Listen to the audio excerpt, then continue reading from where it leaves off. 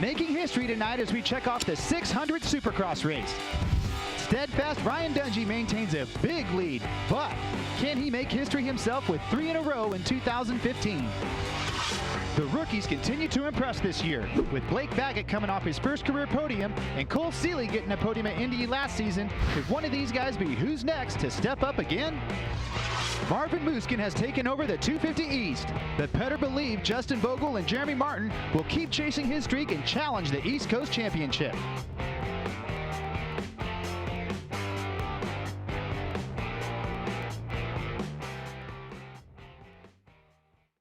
11 of the 2015 Monster Energy AMA Supercross and FIM World Championship.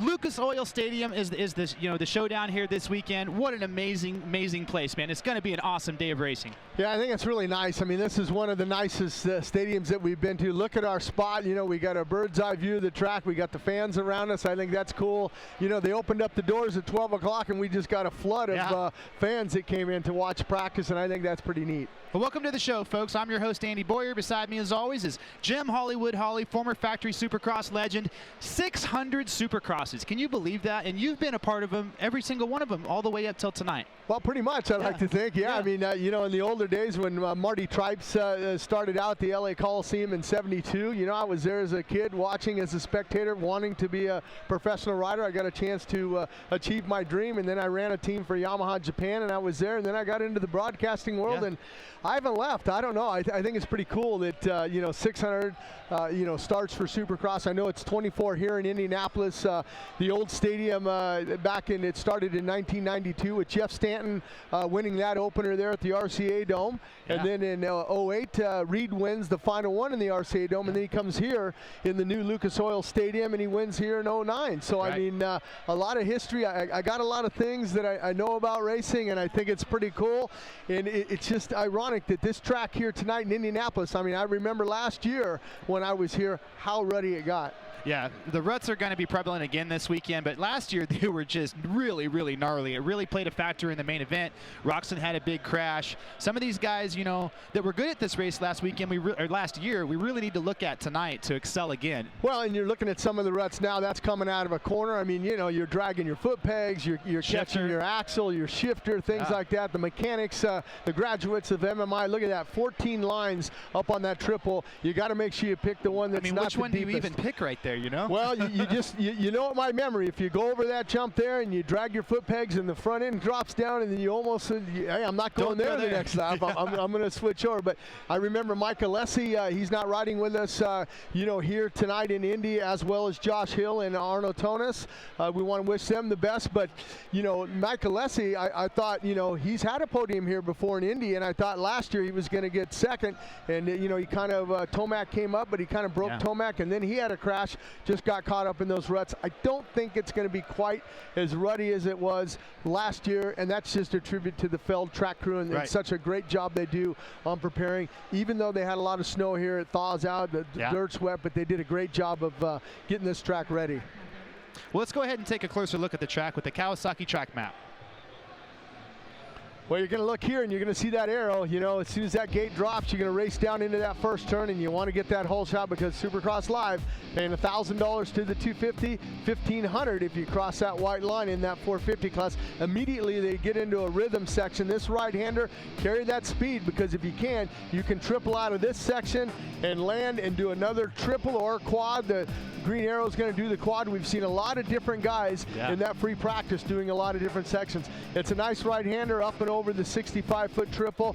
Another right-hander, a lot of guys going to the inside there, just kind of tapping that jump, clearing that, carry them speed for the whoops. And I saw a lot of guys in that first free practice, more so than in usual, going back and forth and moving. Right out of there, it's going to be a little dragon back, and then it's a nice triple there. It's going to be another left-hander, and this is all sand right in here. No whoops, just some deep sand. Deep sand.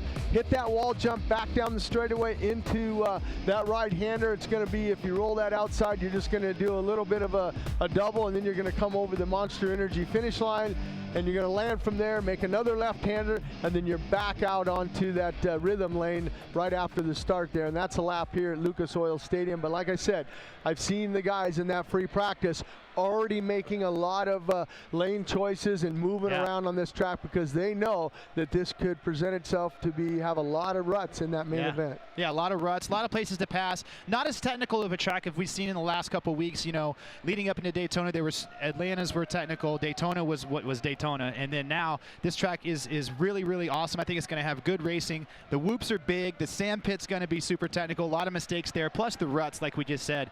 It's going to be an interesting night, you know, and the big question I have, the KTM guys are rolling right now. Is somebody going to stop that? Can the Honda boys step up and get some wins tonight? Well, they need to, and especially in that 450 class. Somebody needs to, you know, Dungey's got a 40-point lead. I mean, you look at it, you can do the math. There's 7 rounds to go. Yeah. You know, if Dungey finishes second, Canard wins all 7. I mean, Dungey at this point, if he finishes third and Canard wins them all and Tomac's in the middle there, well, you do the math, that's 5 points, 5 times 7, that's 35. He still wins it. So he's in a good, comfortable spot right now. He just needs to stay clean. But, you know, he wants to win. And if the win presents itself, he's going to take it here, Dungey. He won here last year in 2014. And then on the other side of that, in that 250 class, Marvin Musquin, he's got a 12-point lead. There's still a few rounds to go on that. But I think Bogle, he's got to step up. And he's been on the podium every time. And those 3 guys, and I'm talking, Musquin, Bogle, Martin, they've been on the podium each and every time except for the round in Arlington where Joey Savacci got that 3rd and then 4th went to Martin. But they got to step it up. And but I don't know, Marvin Musquin, when he was here in 2013, he won it. Actually had a little help from Blake Wharton. Blake Wharton was leading that and then went down, I think, with a lap or 2 to go and hand him the win. So Marvin's got wins here. Dungey's got wins here. And, you know, what can you say? Coach Dungey used to coach the Colts here. I see his name up on the Tony Dungey. So, you know, who knows? It could be Dungey's house tonight again. Well, he's certainly rolling. But we have a great show for you folks today. We have some outstanding guests. You know, coming up first, we're going to have Coy Gibbs, you know, team manager of the Joe Gibbs racing team. And just a cool guy. I love talking to him. This guy's done it all. Football, NASCAR. He kind of looks like Weston Pike there a little bit, you know, kind of mean looking, big arms there. Yeah, definitely. He's intimidating looking. I think I'd want to get him some wins. Absolutely. Absolutely. I definitely want to put it all on the track and come back with my best effort talking to that guy. You know, and then we have Jenny Taft. Everybody loves Jenny Taft. She stepped into this role last year, and she's done an amazing job. She's been well received by the racers and the fans. Great personality, but there's a lot to her. You know, she has a lot of competition in her blood. Well, and I think she's done a lot of studying and has done her homework. You know, Aaron Bates did it for a long time, and I think she takes a little bit of Aaron Bates and she takes a little bit of Leanne Tweeden there and takes a little bit from everybody. And she's runs around and she's got her notepad down there. We see her on the main events down there. She's running back and forth. She's got somebody in her ear telling her she's doing her work, and she's a hard worker. Absolutely. Takes it seriously. And this is my favorite guest, Iron Mike. Another hard worker. Man. Yeah, the toughest guy in motocross, a brand new Hall of Fame inductee. The last guy, you know, he won his last Supercross here in Indianapolis in the RCA Dome. You know, coincidentally, Honda's last win in Indianapolis. So it's going to be awesome to talk to Mike. You know, he's still really prevalent over there working with the Geico, you know, crew and all their new up-and-coming riders. But one of my favorites, a fan favorite. I can't wait to talk to Mike. Yeah, it'll be good. Mike's a great guy. And look at this guy, 7'4". And a dirt bike rider. You know, everybody's seen this guy in the NBA, Duncan. You know, he's dunked on Shaq. This guy is 7'4", but since he was 7 years old, one of the biggest passions in his life was dirt bike racing. I mean, check him out there on the Husqvarna. Well, I was thinking, does Husky make an 85cc motorcycle? Because that guy makes that thing look like an 85cc motorcycle right there, Rick Schmidt. Right. No, this guy owns over 100 dirt bikes. You know, he's a collector, a huge enthusiast. It's going to be good to talk to him. I can't wait to stand next to this guy. And then, of course, Blake Baggett on a roll. Comes off his first podium last weekend, which was in the making. I think he's going to – everybody said Daytona, you know. Daytona, he's an outdoor guy. He's been there in the 250 class. But Blake Baggett's been knocking down top fives for the last 4 or 5 rounds. He is for real this year. A very exciting and I'd say surprising rookie. Yeah, I think, you know, a guy like Blake Baggy, you know, the beginning of the season, I know Mike Webb and all those guys, Ricky Johnson over there helping him, and all the mechanics and all the technicians, you know, they were okay with those first couple of rounds. You know, he was outside, he was in the top 10, but they thought he could do better, and I think that he wants to back up that Daytona, you know, that podium with an indoor podium. That's an outdoor podium. You know, Daytona's its own kind of entity. It's a different track. It's more an outdoor. And like you said, a lot of people expected him to be on the podium. And it's actually ironic because I had lunch with before Daytona with Jim O'Neill. And I said, you know, I think Blake's going to get his first podium for you guys. You know, he's riding for O'Neill this year. And he says, really? You think so? And I go, absolutely. I think he's ready. He's just, like you said, he's had 5s, he's had 4s. I mean, it's the next step. And like you said in the Open, who's next? I mean, I'm looking for either him or Seeley. Seeley finished up 4th. Seeley's had some good finishes here. He's been on the podium here last year. I'm looking for one of those guys to step up and win their first in that 450 class. Well, yeah, Cole Seeley's been on a roll, you know, and he's had a top 5 here, a podium here. He could have won last weekend. You know, the guy's on it, and Pike's on it, and Baggett's on it. This thing isn't over. There's a lot more racing to go. It's going to be exciting. Well, and the thing about it, you mentioned Cole Seeley. He got the whole shot, but he drove it in so deep that he went a little bit wide, and he came out in 5th. But that's the key. You know, we talk about it all the time. You know, it's not necessarily the guy gets into the corner first. It's that guy that comes out that really achieves that whole shot. Right. Well, we were down there. Me and Jim were down on the track. Jim and I were down there on the track earlier, and took a closer look at 2 of the sections that are going to be pretty interesting tonight.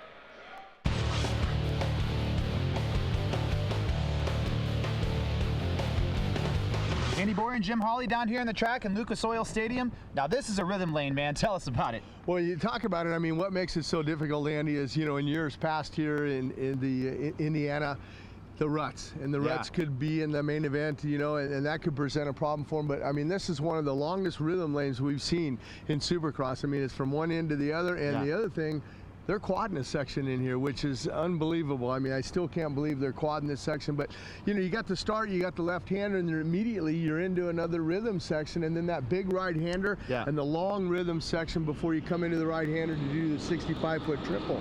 But, I mean, this here, I think the ruts are going to present a problem tonight as it wears on. Yeah, I'll tell you what, the quad that Jim just spoke about is where we're standing, and if you look over his shoulder, you take off there, it's about 80 feet to the landing of this tabletop. It's a huck. We saw him jumping it on press day. It's going to be impressive in the show tonight, so this is going to be one of the most spectacular parts of this whole track. Well, now, Jim, we've made our way over here to the sand section, and I'll tell you what, this one's a little bit more interesting. We have sand before the wall, sand all the way around the bowl corner. This is going to create some problems for the guys. Yeah, I think, Andy, I think this is going to be a permanent fixture. The Feld track crew, they like to add a little thing, and we've been seeing this more and more where they're having one section just completely sanded. It's hard for the guys. It gets a lot of different lines in here, very hard to get traction. A lot of guys lose the front end, and then, like you said, that wall jump there, I mean, it's just to slow the guys down. I mean, the bikes nowadays are so incredibly fast and so much torque that, you know, they're getting around these tracks, and, you know, we got to have about a minute lap time. That's a traditional, you know, a good lap time. But, you know, if they don't have this wall jump, I mean, that's going to take off, you know, 3 or 4 seconds. So they're trying to slow it up, but also make it interesting for the fans by adding these sand sections. Well, Jim, talk about the roost. I mean, you're going to get roosted when they go over this wall jump, but before you get to the wall jump, this sand, these guys are going to be eating that stuff for 15 and 20 laps. How does that really play into the race? Well, you gotta remember that you gotta hopefully your goggle manufacturers stacked up a lot of tear-offs, because when you come out of here, I mean, definitely when you get sandblasted with the sand, you got to pull a tear-off when you get up and over that thing when you're going backwards down the starting line straight away. And the other thing is, you know, when you're hunched over the bike, you know, the roost is coming over, you get sand down the back of your neck, down your pants, and everything gets all the way down to the bottom of your shoes. You know, I mean, sometimes when I rode sand sections, I mean, I take off my boots and dump them out, and I'm going, man, where'd all this sand come from? But, you know, it's a distraction for the guys, but you know, they're used to dealing with it, and they'll race through it. But the thing that presents more of a problem is the tires. I mean, you know, they're not using sand tires, so, and you don't want to set the bike up for this little section here and run sand tires, then it's not going to work other spots on the track. But I always like the sand. I think it's a great feature that the track Feld crew puts in here. Oh, I agree. It's going to be really spectacular tonight. You know, a lot of different lines through here. The roost is going to be a big factor, but you know, passing, mistakes, all is going to be playing a part here in this sand section.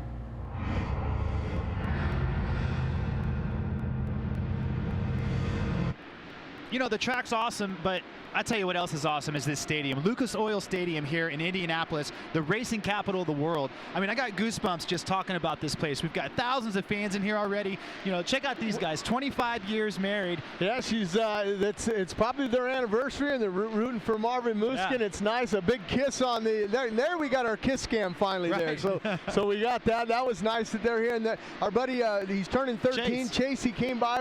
His mom was trying to take a photo of the set, and we said, hey, bring him up here. Yeah. And then after she said it was his birthday, so what a great birthday present to come here and watch Supercross at the Lucas Oil Stadium here. A great 13th present. His mom brought him down here, and that's cool, so happy birthday to him. Yeah, the place is just awesome. I'm looking at Top Fuel dragsters here. They got drag boats. They got a Top Fuel motor over there that's hanging on a piano wire that's all disassembled. This place is amazing, but we're here for one thing, and that's to watch the racing on the track. You're going to see it here coming up. The track's working up into really good shape. There we go. There's the wall jump. There's the good dirt. It's going to be a great round 11 here in Indy. Yeah, I mean, you're getting a chance to watch these guys out here right now. This is the first of the 250B qualifying session here. It's time now. They've had free practice. They know where the track's at. They know they got to lay down some lap times right now. You know, there's some interesting parts of the track. As you see these guys make some laps right here, of course the huge rhythm lane, but this triple out of the right-hander, that's a booter. That thing's big. So if somebody throws a block pass on you, you mess up a little bit, you're not going to be able to jump it. Well, it's interesting when we get back to that spot, we'll see some of the guys, you know, they're going to that inside. They don't want to leave that door open because like you said, if you get punted out, you're not going to be able to triple that thing. And watch the way the technique of these guys when they're seat hopping this thing. They're just kind of sitting on the seat, rolling the throttle on, and just letting that suspension collapse. And after it collapses and rebounds up, it lifts them up and over that triple. Oh boy, yeah.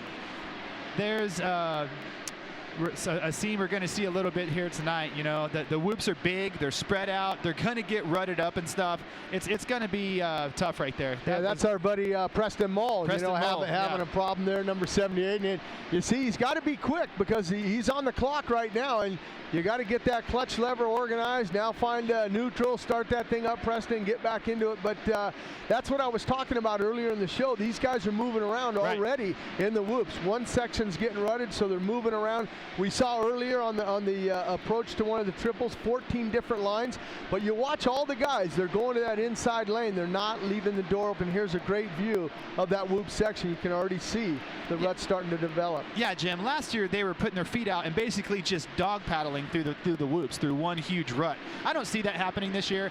There's the sand section. It's really cool, you know, with the little hump right there before the wall jump. But I think the dirt's a little bit better than last year. It's going to have some ruts, but not near as extreme. So I think the conditions are actually going to be great tonight. Well, and a lot of the guys, you know, there's a lot of tricks to the trade. I mean, you know, you can put some lime in there and dry out the dirt. The thing about that is you got to watch out because you could dry it out too much, and then you got to add water in it. So it's almost like down to a science as we watch that big seat hop there on that triple there from, I believe that was Williams there. Is that 74 or 79?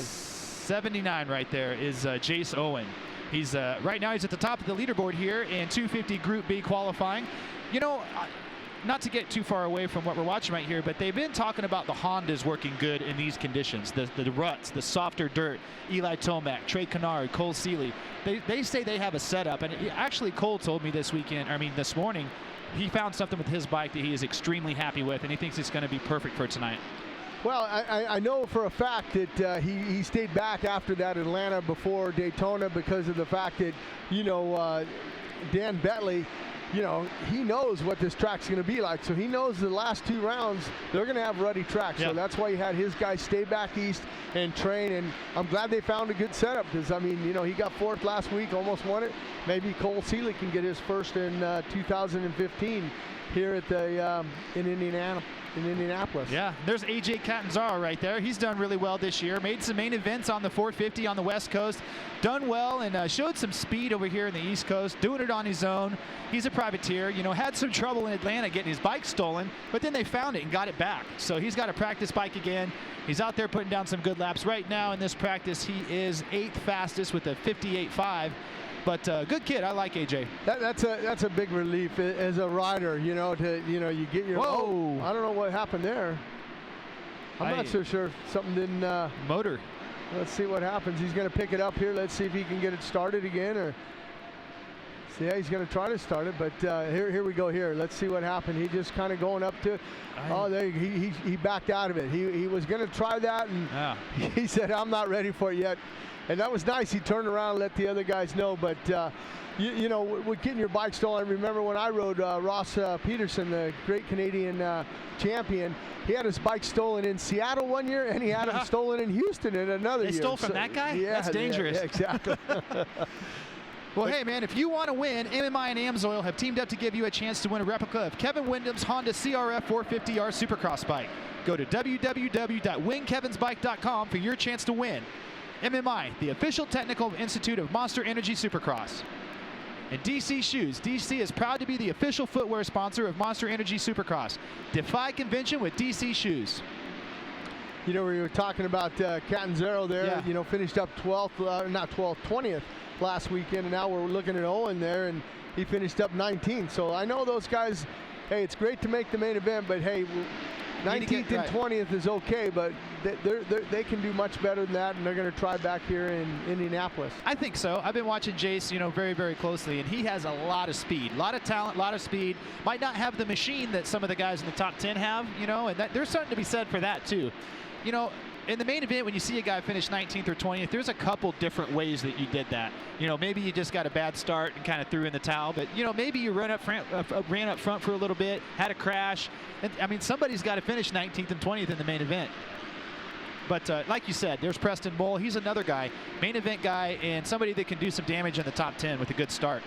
Yeah, I'm not sure that he's still not feeling the effects of that crash. He's kind of rolling around there. I'm not sure if he's, you know, injured from that crash and just kind of trying to get his bearings, right, or if he's kind of laying up a little bit, maybe to get a good clean spot to lay down a fast lap time, because you know, he's sitting right now in 8th there.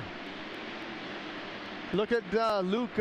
There's Ryan Zimmer. Bollinger. Yeah. He's in that 6th place, so that's a good quality. And Zimmer also. Check out Ryan Zimmer right here in his bike. He has the bike with the side skins on it, and he's got this, you know, the handlebars have a plastic front number plate that goes clear up across the handlebars. It's a different look, but a lot of room for sponsors, you know. And well, and that look there kind of reminds me, and I'm sure you'll agree with me, the European speedway bikes. You know, when they're racing, they got that big number plate and the hand guards so you don't get roosted and things like that. But definitely, you can find a lot of room on that bike for sponsorship dollars. For sure, for sure. You know, it looks kind of awkward, I think, but the more I've been looking at it, it kind of goes together okay, I guess. Well, and I did a really nice piece with him, and it'll be airing soon. But with John Slayton, you know, he kind of put all that together there, and you know, he's the one behind the skins, and he says, you know, there is absolutely no issue with the bike overheating and performance-wise. And that's what a lot of people thought, that, you know, with the 4 strokes they need to get the air, but he's got a lot of nice, neat louvers that directs the air directly to where it needs to be on that motor. You know, just look at all the Yamahas. Zimmer, who we were just talking about, is on a Yamaha. You know, if you want a bike, if you're ready to turn the corner, check out the National MX Champion Yamaha YZ250F and Super Nimble YZ450F at YamahaMotorsports.com, or go visit your local Yamaha dealership today. That's how you tell when you have a good bike. Look at the privateers in the 250 class. Lots of Yamahas. Well, the Blue Crew probably have a real good contingency program. That's a big key. I know that Yamaha's was one of the first manufacturers to implement the YZ program. I'm not sure it's called the YZ program anymore, but it was called YZ Box. Yeah. No, but if you're just tuning in, welcome to the show. We want to thank all of our international viewers for tuning in. Go ahead and send us some pictures. Use the hashtag Supercross on Fox, hashtag Race Day Live. We'll get you on the front page of our brand new website. All the viewers, you know, everybody, thank you for tuning in. We're having a blast doing the show this year. We're already at round 11, and I think these next 3 races are really going to be exciting. You know, we have here in Indianapolis, then we have Detroit, then we have St. Louis. Those are my 3 favorite events, I think, in the whole series. So it's going to be awesome. Yeah, and I'm sure after that, everyone's looking forward to Easter. They get a weekend off. I mean, they've been running hard since the beginning of January there. And then after that, then we go on the 11th. We'll be down at the Houston in Energy Stadium there. And then from there, we're moving up to the new stadium, Levi Stadium in Santa Clara, where the San Francisco 49ers play. And then after that, we're heading back east to MetLife Stadium there, and that'll be nice to pick up the east there, and then it's Las Vegas for the finals, and not only for the finals in Supercross on May 3rd, Saturday, but also the AMSOIL Arena Cross at the South Point, and that will be on May 2nd. And speaking of AMSOIL Arena Cross, the finals, they're getting ready for that race to the finals. They're in Mississippi this weekend, but Kyle Regal over there on that Husky leading it. I'm not sure, I didn't get a chance to look and see how the results were last night. Yeah, Arena Cross is going off right now. They're going to reset that deal and do their chase thing. But folks, coming up, we have a great piece on the legends of the sport and how they can't shake their love for Supercross. You don't want to miss the first 250 and 450A group qualifier. Who's going to challenge the KTM Dynamo? Stay tuned. What's up? I'm Cole Seeley, number 14, riding for the factory Honda team. You're watching Race Day live. And welcome back to Lucas Oil Stadium here in Indianapolis, Indiana. Round 11 of the 2015 Monster Energy AMA Supercross FIM World Championship. Wow, you know, we've been talking about the whoops a lot already. They're starting to break down, starting to be some ruts. I like that. There's some, you know, the corners are starting to rut up a little bit, but the track's holding up pretty well. It's going to be a good racetrack tonight. I think a lot of passing. I'd like to dedicate this Supercross. Looking at the, you know, the practices here, we've already had the big boys out there once, and Trey Canard, he was the fastest, you know, followed by Davey, Millsaps, Dungey, Cole Seeley, and Baggett. That was the top 5 the first time on the track. So a couple surprises there, Jim, seeing Millsaps in particular. Well, it's great to see him up there, you know, in that free practice and battling up there. That's going to give him a lot of confidence. I mean, I've been wondering where Davey Millsaps is kind of all year. I mean, I see him, and, you know, he's just kind of struggling a little bit this year. I mean, the best finish for him, I believe, you know, was in Phoenix, Arizona. He's sitting 11th in the point standings, but it was actually a 5th. I'm sorry, it was a 5th in Phoenix, Arizona. That is the best finish he's had this year, and I know that, you know, he's not happy with it. So hopefully he can turn it around. He's won here before, you know, in the 250 class. So we'll see, you know, what happens. You know, Jim, I talked to Davey down there on track walk, and he walked up the face of the finish line double and kind of tried to walk down the backside of it, and he's hurt. You know, he's beat up, he's sore. He's hit the deck a lot this year, but he's still going, you know, and obviously he goes out there and cracks off you know, the second fastest time so far today. So let's keep our eye on him. You know, there's only been a couple podiums for Kawasaki's this year. Reed got a win, and he got a 2nd place or a 3rd place in Oakland, but you know, the Kawasaki's need some good finishes here down the stretch. Yeah, one person you're going to see here, you're going to see Gully. He's got that fast time with a 55.9 right there, but Vicky Golden also in this one. She opted not to ride Daytona, so we'll see what happens with her out here on the track. I know we got a chance to watch her a little bit yesterday, and we saw her out there, and she looked a little bit timid out there. And I thought yesterday that, you know, she was doing that big finish line jump, and that's a big huck. And some of the triples, she was just rolling all 3 of them. So we'll see if she can pick it up here. I agree. Not to be too hard on her, but she needs to really step up the aggression. She has to go out and attack this track. If she wants to get to this night show, she's going to have to be aggressive in the whoops. She's going to have to jump the triples. It's tough business, you know, and these guys aren't going to wait around. So let's get behind her and hope she does a good job, stays safe, but jumps the triples. Yeah, exactly. Well, we see the white flag with the red cross. That means somebody went down, so they're going to, in that section there, they haven't thrown the red flag, which that's a good sign. But with that being said, when you see that flag there, all your times, you know, you got to shut down. You got to roll that section. So a lot of these guys are trying to pick up their lap times because they're a little bit off from that B qualifying, because the B section, they were turning 55. So about 4 seconds off this practice session. Yeah, number 914 there. There's one of the riders there, Eddie Casillas, with the Asterix Mobile Medical Crew working with. But it's a good sign anytime you can get up and walk it off, buddy. Kind of walk off on your own. Eddie pointing him in the right direction there. I can't see the bike or the number, but yeah, he's definitely got that I just had the wind knocked out of me you know, walk going on there. It's no fun at all. Looks like he's going to be okay. Yeah, that was 414 Morris there. Mason Morris on that KTM, so hopefully he'll be okay. He looks like he just, you know, just got beat up a little bit. Maybe Mike Tyson kind of hit him in the gut or something. You know, he just doesn't feel good, but he'll be back. A CRF 250 hit him in the gut. But no, Vicky just went out there and put down a pretty decent lap. She put down a 109.2. You know, the fastest guys out there right now is a 103. The lap time of Gully, I don't think is I don't know. He's 4 seconds faster than everybody else out there. But no, I guess that's legit because now we have second place at 59.9. So Vicky is 9 seconds, 10 seconds off the fastest guys. But not bad. Half. You know, she's halfway.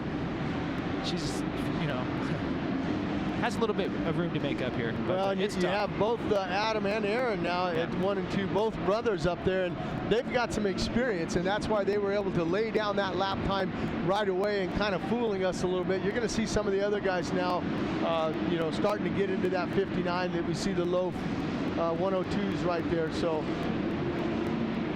there's Vicky on our screen right now. She's got the hammer down, trying to get a better lap out there. Let's see how she gets around the track. You know, she has good style on the bigger jumps, but you know, it's tough. Like this track it's not the most technical, so I think once she drops the hammer, she's got a pretty good shot to put a lap in. Well, here she is now coming into that first rhythm section. She's going to make that right-hander out of there. You know, she's going to do a double. She's not tripling. That's fine. Just keep that momentum going. Double down that section. Keep the wheels moving there. That was a nice jump there. Now here's where we saw this. You got to triple this. Doubled it. At least it's better than yesterday. But you got to huck it. You got to pull the trigger, hun, and just do it. You know. And now we're coming up. She's looking back. She's, you know, you can't look back. You got to look forward. And now it's costing her in the whoops right there. She's just got to wasted time. You know, even if you just double, and get to the end and maybe blitz the last 4 or 5, but let's see what she does after this. But you know, getting back to the Gully brothers, look at them go. These guys 1 and 2, yeah, they're good guys. I mean, they're great. Their parents really help them out a lot and stuff. I know last year got a chance to sit down with them at MetLife Stadium and really talk to them as we're getting a chance to watch Adam right there. I believe that was Adam. A couple Missouri boys from you know, one state over, so kind of a local race for them, but certainly St. Louis will be. But they that's a respectable time right there, a 59 flat, you know. And well, and you know, another thing with those guys, you know, I asked them, I said, I really don't see you guys riding the outdoors. Why is that? And they go, we make too much money running a lot of local fair races around here and stuff, and Missouri, honing in our Indiana, skills and stuff on Supercross and fairground races. So, I mean, these guys know where the money's at, and they're chasing the dollar. It'd be really neat to see both of them in that main event tonight. Sure it would. Sure it would. And if you're just tuning in, again, welcome to Lucas Oil Stadium. Round 11 already. It's kind of weird saying that, you know. We have so much fun with the show, and the racing's been so good. Round 11, so 7 more races, including tonight, to get through this championship. A lot of racing to go. You know, Dungey has a 40-point lead. Muskin's got a big lead, but hey, you know, a lot of things can happen. It's a technical track tonight with the ruts and Bogle. You know, Bogle was in the 250 practice. Muskin was the fastest, then Bogle, then Martin. It's been those 3. But the word on the street is Bogle is ready this weekend. He has a good setup, and he's going to go out there and really go for a win. I think he needs to. I mean, he's 13 points down in the championship, and you know, 1 behind Martin. Martin sits second, 12 behind him. So I think that you know, they gotta. This is, you know, you got 3 more rounds. And then you got a long break. You got the Easter, you got the 2 rounds out west, and then you pick it back up in East Rutherford, New Jersey there. A lot of the guys coming in, talking to their mechanics and stuff, saying, hey, you know, we need to do this. Let's see, the rear's not working. We need to stiffen up the rear, slow down the rebound a little bit. There's one of the Gully brothers getting it through there. You can see the ruts right there in your screen really starting to become prevalent in that rhythm section. And that's what makes me nervous. You know, ruts in the corner is one thing, but ruts in the middle of those big rhythm sections, wow. Mr. Morris, he's getting a little ride back to the Asterix Mobile Medical Unit to talk to him a little bit. You know, not sure what happened. We didn't see it, but hopefully he'll be back for that final time practice, you know. And if he hit his head or knocked himself out or whatever, he's got to go through the concussion test. And if he can pass that, then he can move on and still compete today. That was Mark Weishar there, trying to put down a heater and kind of got out of sorts there in the whoop, so he'll reset. There's just about a minute left to go here at 250C qualifying number 1. So the Gully brothers are still up top with a 59 flat and a 59.6, so good for them. Vicky Golden jumps up to 6th fastest with a 102. So hey, you know, look at that. Not bad. Really close, 2 or 3 seconds. So I don't know where that's going to put her in the fast 40, but It's got to be pretty close. We're going to monitor that and update you folks throughout the day, but it looks like she put a lap together when she was off the camera and off the pressure, jumped the triples, and a 102 is pretty good. Yeah, it's respectable. I mean, now she's starting to feel a little bit more comfortable now, and I don't know, Jim, that might be down. good enough to get her in the show. She's got, there's 56 entries into that, you know, the 250 class, so that might do it.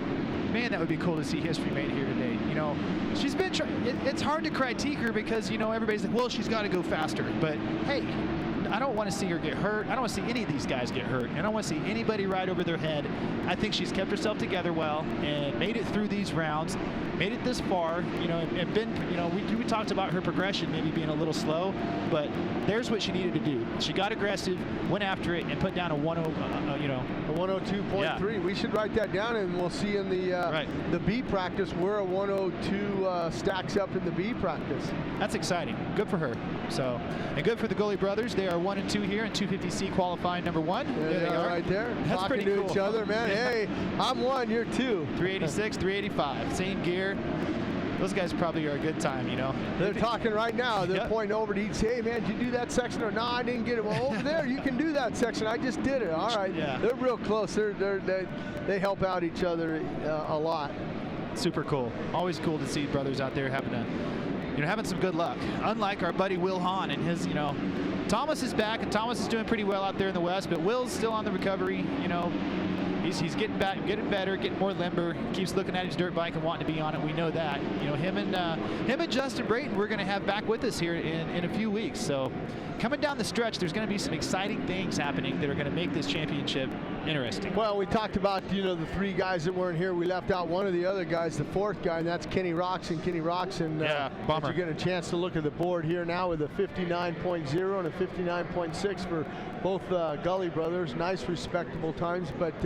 Getting back to Ken Roczen, just, you know, I heard through the grapevine that, you know, his ankle was a little bit injured in Oakland after that, when he faced that, you know, triple there. And then, you know, it just, you know, when you have an injury like that, and then you get off in Atlanta, and then you get off again in Daytona, it's just, hey, 7 rounds to go. You're going to have the number 1 plate when you go there. Yeah, just get ready for the outdoors. That's all we can do. We got Brock Tickle. He's been putting in some great rides. He had a 4th in that final Atlanta when we were there back in February 28th. So Brock Tickle, he's got a hold of the reins now. He's carrying the flag very well there for the Soaring Eagle RCH, Jimmy John's, you know, team. Tickle's done really well. Got a little bit of a bad start at Daytona, but put in the fastest lap of the main event. So he's got some speed. He's good at ruts. He's an East Coast guy. That's another guy, you know, we haven't talked about him yet on the show, and he could go out there and get on the podium, his first podium of the year. He's had a 4th place finish. He's riding really well.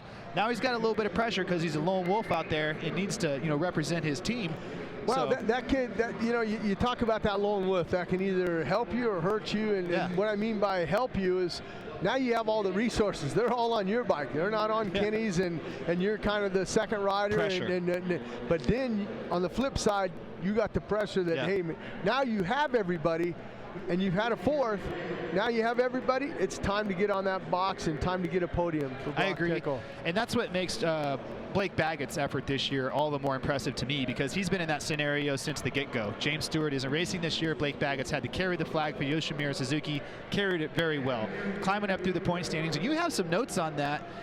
That battle for the top 5 is really, really tightening up. Chad Reed, Cole Seeley, Jason Anderson, Blake Baggett, you know, and even Brock Tickles is starting to bang on the door and climb his way up the ranks. Yeah, I mean, you talk about it there with Chad Reed in that 5th with a 140, and then tied with him in 6th. Jason Anderson with 140. Reed's got to win, so of course he's going to have that 5th and 6th. Anderson, like I said.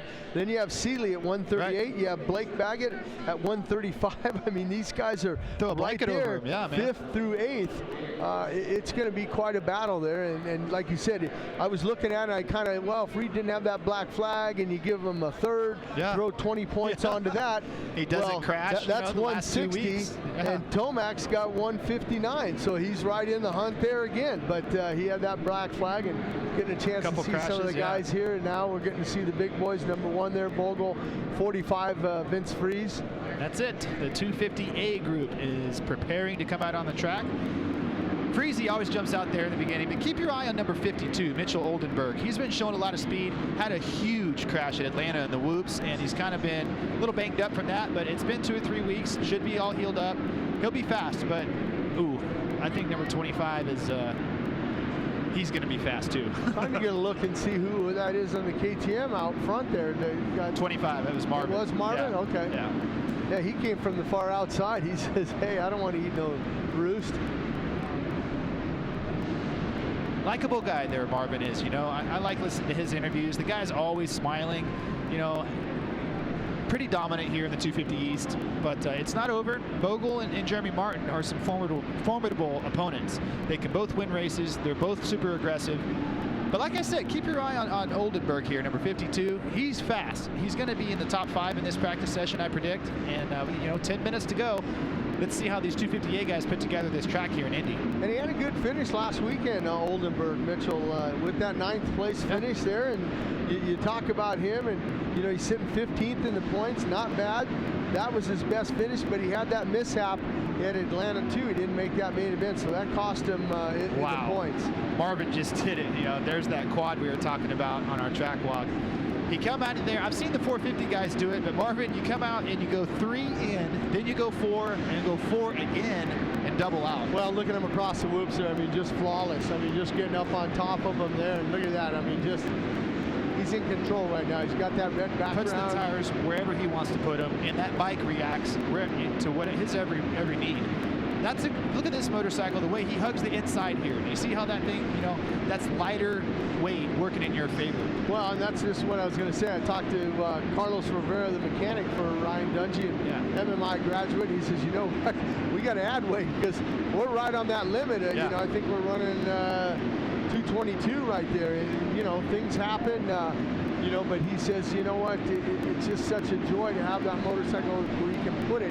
Yeah. You know, the riders say, man, this thing is so light and nimble, and we can just stick it wherever we want to put it. And the whoops, it's the best bike in the whoops. Who would have thought, you know, the KTM that didn't even have linkage, you know, 2 or 3 years ago, 3 or 4 years ago, no linkage. And now that thing, it's lighter than all the Japanese bikes, and it handles in the whoops phenomenally. You don't need to be biased here, but the results speak for themselves. It's a great machine. It's fast. It's light. This is what's going to be hard when you see that yellow flag out there in the whoops, and you see a rider down there, another rider down. I can't see. That's Colt Nichols. He was caught on that Parts Unlimited tough block there. Well, Marvin, you know, little surprise there. He's at the top of the board by almost a full second faster than Joey Savacci. So right now, early on, you're going your top 5. Marvin Muskin, Joey Savacci, RJ Hampshire. That's good for him, you know. Third fastest so far, Hampshire is, followed by Bogle and Oldenburger, your top 5. Well, we're going to see a replay of that crash, I believe. All just getting sideways in the whoops and just nowhere to go but into those FMF tough blocks right there. But, you know, you talk about RJ Hampshire, you know, having that heat race win last weekend in Daytona and having a top 5 there. I mean, that was a great performance for him. He's going to gain a lot of confidence now, and you see it already. And that was our buddy Oldenburg down again in the whoops. Yeah, bummer. He's pushing it. You can't say enough about Mitchell. He definitely does push the envelope, and he'll try things. And now the AMA guys, I'm not sure what they're pointing at him. They're just telling him he can't get off the track. Need to keep going out there, you know, in the mind of safety. But he's fast, but he's been picking himself up off the ground a little bit. You know, there's a couple guys here in this 250 East. That Nick Gaines character is super fast too, but falls down a little bit. But hey, I like when the guys are going for it. You go out there and show you got some speed with your sponsors and the representatives, and you're going to get noticed. Joey Savacci here going to be the lone rider for that Monster Energy Pro Circuit Kawasaki. Oh, another rider down in front of Savacci, and another one in front. See, that's just that's Jeremy Martin right there. Yeah, it's hard to these guys, you know, when they're trying to lay down a lap time. You see the guys going down in front of you there, but Jeremy Martin picking himself up, and he's back, but there he's still starting. I'm not sure who that other rider was. The whoops are going to be tough. They're going to start getting softs. They're going to get ruts in them. There's going to be a preferred line, but if you get outside that preferred line, you know, it's tough sledding. So, well, and here's the thing: when you get into those races and those main events, it's going to be, you know, everybody's going to make a mistake out here. Sure. It's a guy who makes the least amount of mistakes and who, you know, rebounds from those mistakes and it doesn't let anything get to you. Martin's going to pull here, going to talk to his mechanic here, and needs to get the side panel out of his rear wheel. It's easy. Mechanic, first thing first, what happened out there? Well, we need to slow down. The rebound's too fast. Slow it down. There's that triple, and then he goes 4, and then he's going to go 4 again. And then doubles out. Wow, that's how you do it right there. Just on rails. Wow. Right, watch him here as he's going to make this little hit the face of this and drop right over off the of hole that. and into the woods. Carry that momentum. Suspension not upset right there, just kind of soaking it up. Darn it. Speaking that was of our buddy Nick darn Gaines. Yeah. Nick Gaines down in the whoops and getting off pretty gingerly. Hopefully he'll be okay. Man, I hate we jinxed him, Jim. Darn it, we were just talking about number 95, Nick Gaines, man, he's killing it. He's doing good out there. Well, he was himself. 8th fastest in this practice so far. Jeremy Martin actually jumped up to 2nd place, but look at how much faster Marvin Muskin is. A full second and 8/10. Almost 2 full seconds faster. Well, I can guarantee you at least a second, if not more, is in that timing section, with that big rhythm section where he's able to. Here's Martin through that same section. Not jumping it. He's not doing it like Marvin is. You know, and this is confidence right here. Marvin, okay, doesn't pass him, but that's kind of good. Even though it is just practice, you never want to see your main competitor just blow right by it. So, well, then he's really idling in the whoops here. We saw him kind of back off the throttle. This is Oldenburg here again. Oldenburg's having a good practice. He's 8th quickest so far. With just about 3 minutes to go here in 250 Group A qualifying number 1, it is the Marv attack. Marvin Muskin, followed by Joey Savacci, Jeremy Martin, RJ Hampshire, Anthony Rodriguez. That's a good practice for him. That's a good time for the rookie. Well, he's not a rookie, but younger guy. You know, Rodriguez. 6th is Bogle. 7th is Jordan Smith. 8th is Oldenburg. 9th is Gaines. And 10 is Kyle Peters. That's your top 10. Savacci here, you know, if he's somehow able to pull off a win, you want to talk about a big time over in the pro circuit pits. Those guys need a win really bad. That's another yellow flag, another rider going down in the whoops. I mean, I haven't seen so many guys going down in the whoops. That's just a tribute to how treacherous and tough this whoop section is here in Indianapolis tonight. There's Luke Rensland right there, you know, Florida guy. He's coming off a pretty good week, you know. Atlanta too, I think he got 10th place, and I think he rode pretty good at Daytona last week. Yeah, not too bad, a 14 for him. Yeah, Christina Denny's pretty high on this kid, you know, has a lot of good things to say. Has a good practice track down there, so a lot of guys coming right on it with him. But another guy in the next couple years who's going to, you know, you're going to see him at the front of this class. Well, he's sitting 13th right now in the points. The only thing that kind of hurt him, you know, like we said, is that Atlanta won where he didn't make that main event. Yeah. Those main events, when you miss them, you know, that just takes away a lot of points. Like you said, you know, he had a good finish last weekend with that 14th. He's had some good finishes and gained some points, but when you get 0 points, not good, as we're watching him go through the whoops right now. Race fans, what do the Yamaha YZ450 and Yamaha 250F have in common? They both won major motocross shootouts. Check them out at your local Yamaha motorcycle dealership or YamahaMotorsports.com.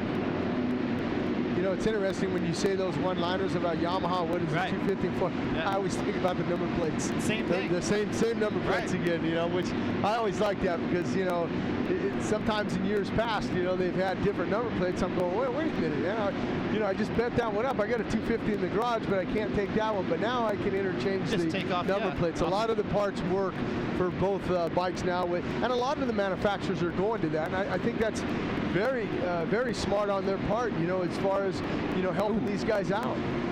RJ Hampshire here, you know, I like this kid. He's tough, does good interviews, you know, and he's determined. He said, hey, I have more speed in the tank. I'm trying to, you know, keep it on 2 wheels. I'm trying to get some good finishes, but he's kind of frustrated because he feels like he's actually holding himself back a little bit. So, well, you should, you know, in relatively your rookie year. I mean, I'm sure that's what Mike LaRocco's doing over there, saying, hey, look, we got our guy that's got that number 1 plate. That's his job to win races. Your job is to put in good results and your heart, but hold back and don't crash. We don't want you injured because you're not learning nothing if you're injured. You're sitting on the couch. So just take it easy and just go out there. And I think that yesterday we got a chance, I think it was USA Today was doing an exclusive, and we saw him and his teammate, Mr. Smith, out there, and they got a chance to go around this track and get some good lap times in. So that was great for those guys to do that. And you're seeing it here today, you know, the benefits of that. He's laying down some pretty good lap times. Yeah, top 5, brother, top 5. So that's good. just about, that's it. Time has run out. The checkered flag is out. And Marvin Musquin with a 52.2. Keep an eye on that time. Let's write that down. 52.2, because there's not going to be very many 450 guys that put a lap time down like that. That's a full second faster than Joey Savacci, who is your second, fastest qualifier, followed by Bogle, followed by Martin, and RJ Hampshire rounds out your top 5. So Marvin Musquin is absolutely on fire here in Indianapolis. Man, it's tough. It's tough to bet against him. He's only lost one main event this year, and looks good so far here in Indy. Well, I remember back in 2013 when he got that win, and like I said, he had some help with Bogle going down. I'm not Bogle. Blake Wharton going down in that last lap there. See that shot right there? This place is filling up, Jim. The crowd's coming in. They're all stopping by here at the Race Day Live set. It's awesome. We're underneath this big horseshoe here. It's going to be a lucky night, for somebody, for 2 people actually, for the main events. But look at the crowd coming in. Everybody's got big smiles. We're here in the middle, in the Midwest, and all the fans have been cold all winter. Now we're going to come out and watch some Supercross. Well, and I think they're smiling because the sun's out. Yeah, I smile anytime the sun's out. Darn right. Yesterday it was raining out, and I think it's just great for the party in the pits. These guys get an opportunity to go into the back and meet their favorite riders now. I mean, I was kind of worried about that. It was a little bit rainy, a little bit cold yesterday, but now the sun's out. It's great, and they're going to have a great time back there in the pits. Oh, the place is filling up, and I'm going to kind of sound like we're going to go down to podium here and see talk to Marvin, who was getting around the track Marvin, really congratulations, fast. 52.22 over a second, just about a second faster than anyone else on the track. What are you doing so different? Well, we finally got a track that it's East Coast style, with a lot of ruts, and it's really rough and soft. So you gotta adapt, and we got a big set of whoops, and it's hard to go through really clean. So we'll see how it is during the night show. Might be different in practice, but anyway, we're here right now in practice, and everything is going pretty good. The bike is working awesome, and we gotta do our best. Marvin, how aware do you have to keep yourself as you're out there and the track's ever changing each and every lap? Oh, I try to be really smart and really smooth. I think it's my best point right now, and just use my technique and try to be smooth. I really have fun right now, and that's what I like when it's technical like that. Where do you think you're picking up this time compared to the other riders? I don't know. It's hard to say. There's a lot of tough sections. This rhythm right here, right next to me, it's really changing, and there is a different way to go through it. So I don't know. Maybe I'm doing better than the others. Anything you're going to work on with the team or with Frankie when you guys head back before you come back for the second round of qualifying? Well, like I said, we have a big set of whoops, and we try to adapt the bike as much as we can and try different things. It's getting really rough, so we got to adapt the bike, and I got to do my best. Well, Marvin Musquin's confidence is soaring right now as he's the current points leader. 3 wins under his belt. He's coming in for another win here tonight in Indianapolis. One more time for that number 25 machine, Marvin Musquin. He didn't really look too stressed out there, Jim. No, he's happy right now. He's in a good spot right now, knowing that, he has that over his competitors. The other thing is going to be after that final time practice, if these guys go back, study some of the video, they come back out, they pull that trigger in that long, rhythm lane there and doing those quads and triples in that section, and they can master that and maybe get a little closer. Maybe somebody else will have fast time. Then he's going to say, well, they caught up to me now. Yeah, well, they got to find a second and a half first. So, well, you can gain a second, if not section. More, in that rhythm section. I guarantee you. And I think that, with Martin sitting in there in that 4th spot with a 54.0, I think, he's, and it's not an excuse, but, he's struggling a little bit in the whoops. We saw him go down. He doesn't have the confidence he has in the whoops. And I'm sure going back and talking to Steve Lamson and Bobby Reagan and all the guys there, they'll be fine. Yeah. They'll be fine. Well, I tell you what, speaking about getting them going, now we're talking. Here come the 450A qualifying number 1. I'm excited about this. I think Reedy's fired up. Dungey's on a roll, man. He can be the first streak we've seen in this class if he wins tonight. But they're after him. The Wolves are coming. Look who's lined up right there behind him. Cole Seeley, Weston Pike, who's been flying. Millsaps, who was fast in the first, untimed practice. And there's Josh Grant, who's been riding better. But Eli Tomac. Tomac's been second the last couple weeks, and like I said, the Wolves are coming. So it's going to be a good race tonight. The start's going to be huge. I don't know. I'm excited. Here we go. Look at Dungey, though, taking his time. You know, Dungey taking his time off of that start. Like you said, the Wolves are coming. He's not worried about the Wolves. Hey, you guys go out and do your thing. I want to sit here. I want to focus in on the starts because look at where he's been in that position. Good starts. And winning. It's good starts, and he lets everybody go. And then he just calmly takes his start. It's been a dream season for Dungey. You know, that might sound a little bit dramatic, but what more could you ask for? Holy cow. I mean, you look at it, the guy, you know, he wins Daytona. You know, you think he's won all the events that they have in Supercross. Yeah. Well, Daytona's eluded him. Well, not now. He won last weekend, so his name is up there. It's enshrined in the Daytona. With all the other greatest names in motorsports. Yeah, you know, you talk about that Daytona win for him. I mean, that was always a big thing, even when I was riding, to win Daytona. That was a huge feat if you can win that one. Yeah, it's hallowed ground there, Daytona International Speedway. But you know, hey, this is the racing capital of the world here in Indianapolis. Of course, the Indy 500 taking place here in the month of May coming up. Brickyard. There's a lot of you know, a lot of history here, a lot of energy. You know, the people are still pouring into this place, and what they need to do is get up here to the fence line and watch this practice, because 450A qualifying number 1 is on the track right now. The big dogs are throwing down. Here comes Blake Baggett here. Look at that. Just going to seat hop that. Reed saying, you know what, you kids go ahead and seat hop that. I'm going to take a little bit of time. You know, you wouldn't have saw that 10 years ago from Chad Reed, but he's just kind of picking his way through right now. Just, hey, taking his time out there. Look at the whoops, Jim. Yeah, oh, they're getting bad. They're nasty. How combed out they are. You know, the ruts are really something else. The 2 veterans in the back. You know, what's that old saying with the bulls or something? You run up there. I'll walk up there. You know. Pet one. You know. We'll cut that one short, but I know exactly where you're going with that one, Jim. But that's you know, Reed and Dungey, like, hey, let them young kids go out there, those rookies go out walk there. Before you run. We've been here. Right. But no, it's going to be exciting. That wall jump right there is really catching guys off guard. I was talking to Cole Seeley, and I was like, what are you going to do here? Can you hit that and triple over the gap? That's Killian Rusk there picking himself up. Yeah. But I don't know. You know, it's going to change a lot. We might see some guys wheelie on top of it and jump off. But it's going to be exciting. Here comes Reed now, seat hopping that triple right there. You're going to come into that right-hander. Get the whoops stop here. that. I guarantee you the next lap, Reed won't be in that line. He'll be somewhere else. He's moving around. He's very smart. He likes the whoops. It's going to be his strongest point for Chad Reed tonight. He's in that whoop section.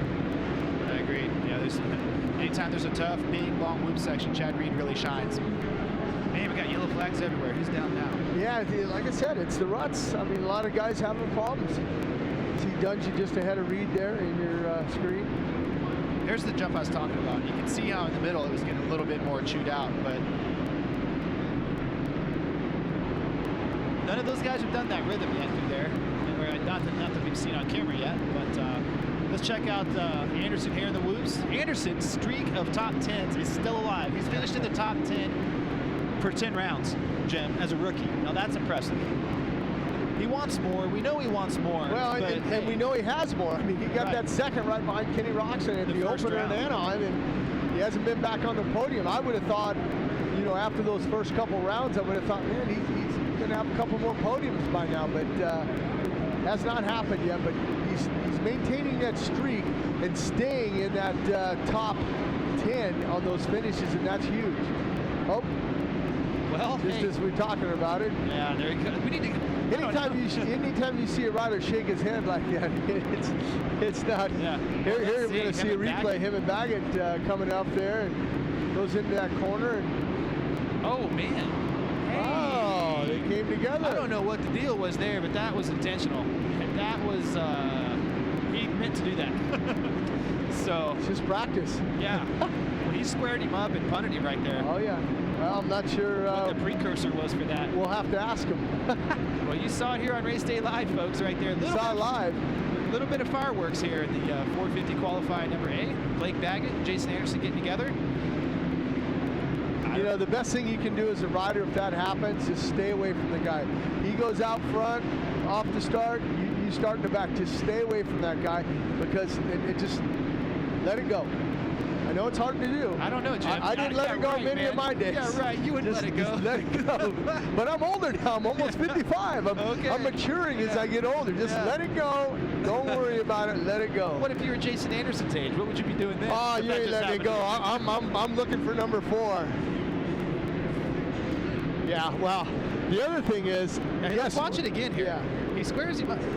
No, well, the good thing is for the people watching Race Day Live, right? Blake Baggett will be on our show, and we're going to ask him about that. Hey, what happened with you? And he'll say, well, a couple turns ago, he kind of shoved me in and sent me up, so I just wanted to send a message back that, hey, you know, you can't do that to me. I'm going to come back and do it back to you. So message delivered. Yeah. Signed, sealed, and delivered. Yeah. Once again, you know, Trey Canard is the fastest racer here in this qualifying group, in 450 Group A qualifying. He's got a 52.7. So Marvin Musquin is a half a second faster than Canard on the 250 so far. And think about that. In years past, we've seen that where sometimes, you know, when Eli Tomac was riding the 250, he would be faster than Villapoto and everybody. But it's that one section where he's doing that, as we see Tickle going off the track now. I'm not sure what he's going off the track. But I was just going to give a little shout out to Josh Grant. You know, he's sitting 14th in the points, and these last 4 rounds, he had 13 points in Arlington, he had 11 points in Atlanta, 15 in Atlanta, and he had 10 points last weekend in Daytona, which, you know, 10 points in Daytona is 11. He's starting to turn his second half of the season around, because in that beginning half, he was struggling bad. I agree, Jim. Yeah, but hey, that's why it's a long season. That's why there's 17 rounds. So right now, about halfway through this 450 Group A qualifying, it's Canard, Josh Grant, Baggett, Short, Millsaps, and on through your top 10. Tomac. Oh man, who was that? It's Pike. Pike down, I think, right there. Is that 23? I don't see Weston, but that's his bike. We're seeing the Feld track crew. That might be T-Whip, though. That's Albertson. Excuse me. Is that Jimmy Albertson? Yeah, that's top Jimmy right there. Yeah. I don't see him either. That rhythm is nasty through there. It's got a triple in the middle of it that they're hitting, and it's steep and not a lot of room for error. So if you come up short there and make a mistake, it's going to work you. So hopefully he's okay. We'll keep our thoughts and prayers with him. He's a tough kid. We've seen it happen in other races, and he gets about. There's Baggett. I'm not sure what Baggett's talking to one of the Feld track crew about. I'm just. We'll have to ask Baggett about that. Let's get our notes for Baggett. We got a lot of questions to ask him. Hey, what happened with you in 21? Hey, we noticed after that first time practice you were talking to one of the track crew guys. Now he's going over and talking to one of the Yoshimura guys. Is that James Stewart? That is James. There he is. He's talking to James now. See, there's James is saying that's what you do. That's now he's talking to his mechanic there. As we're getting a chance now to see Ryan Dungey up on the top with a 52.6, and right behind him Trey Canard with that 52.7. I got to make some notes. Yeah, 52.6. Canard 52.7. They're well ahead of Tomac with the 53.4. We're gonna go down there and get a on the podium and hear from Ryan Dungey here. And he put in a late heater there to be at the top, but the diesel rolls on. Let's hear what he has to say here in a couple moments. Yeah, Tomac with that 53.4 clearly off of the pace there. He'll have to pick it up there and see what he does there. Impressed with Grant, impressed with Baggett, impressed with Short. Those guys are all riding good. I'm impressed with Short last weekend in Daytona, you know, leading. Yeah, how many laps? 12 laps? Something like that, at least almost half of the race, or if not more. But I wasn't impressed with after leading for that. He faded back down to, I believe, if my numbering serves, yeah, we're seeing some of the guys lined up here, so I'm not sure that they didn't finish up. Okay, no, they got 4 more minutes still in this practice session, so let's see what happens. We're getting another replay of the Baggett incident with Weimer there, but yeah, a 12th place finish there for Andrew Short last week, but they're going to restack them up. This A class in the 250 group qualifying 450, they have, there's Anderson there, and they still got 4 more minutes. He's right behind Baggett. Yeah, I'm not sure why they're, I can't see the track. I don't, you know what, I think they're working on Jimmy Albertson. That's what it is. I see the asterisk, mobile medical crew over there helping out with Jimmy Albertson, and hopefully he'll be okay. And get up, and they're still talking to him. So we've seen that a lot this year, and more so than in years past, where we've seen guys that you know, the red flag come out. I mean, I haven't seen that, and I've been around the sport a long time. I haven't seen a lot of those red flags out, and I think that the track's a tough track here tonight again in Indianapolis. Yeah, the ruts, you know, and these guys are pushing it, man. It's tough when you got this many guys that are fast. Well, and you're seeing some of the mechanics now. They're getting an opportunity to work on some of the bikes. I'm not sure if that's Kyle Chisholm's bike. It looks like it is, Chiz on the side there, so that's Kyle Chisholm's mechanic, and he's looks like he's working on something there, and you can't see what it is. It's on I can't either. What could he possibly be doing there? You know, it's not the shock, or is it? Well, the no, shock? I think it is a shock. I think he's trying to. There it is. There's no, Jimmy. His shoulder. Looks like a shoulder injury.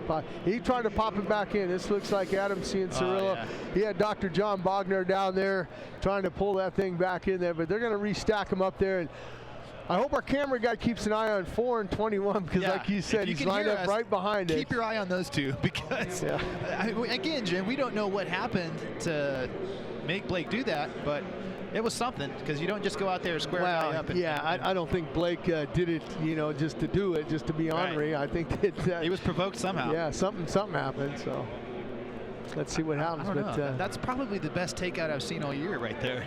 You know? Yeah, definitely, for sure, in practice anyhow. You know, absolutely.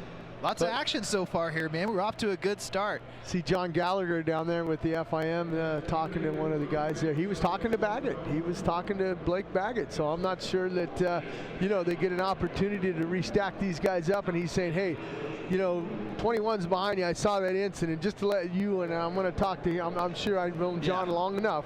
He's going to go out there and give him a warning and say, look, guys, I've seen exactly what you're doing. This isn't a race. This is just time practice. So cool it out there. We're watching, type of thing. Yeah, knock it off. So interesting. There's Chisholm there. He's looking ready to go. He's got the talking to his mechanic. Hey, man, did you make sure you get that thing fixed, that shock? Okay, yeah.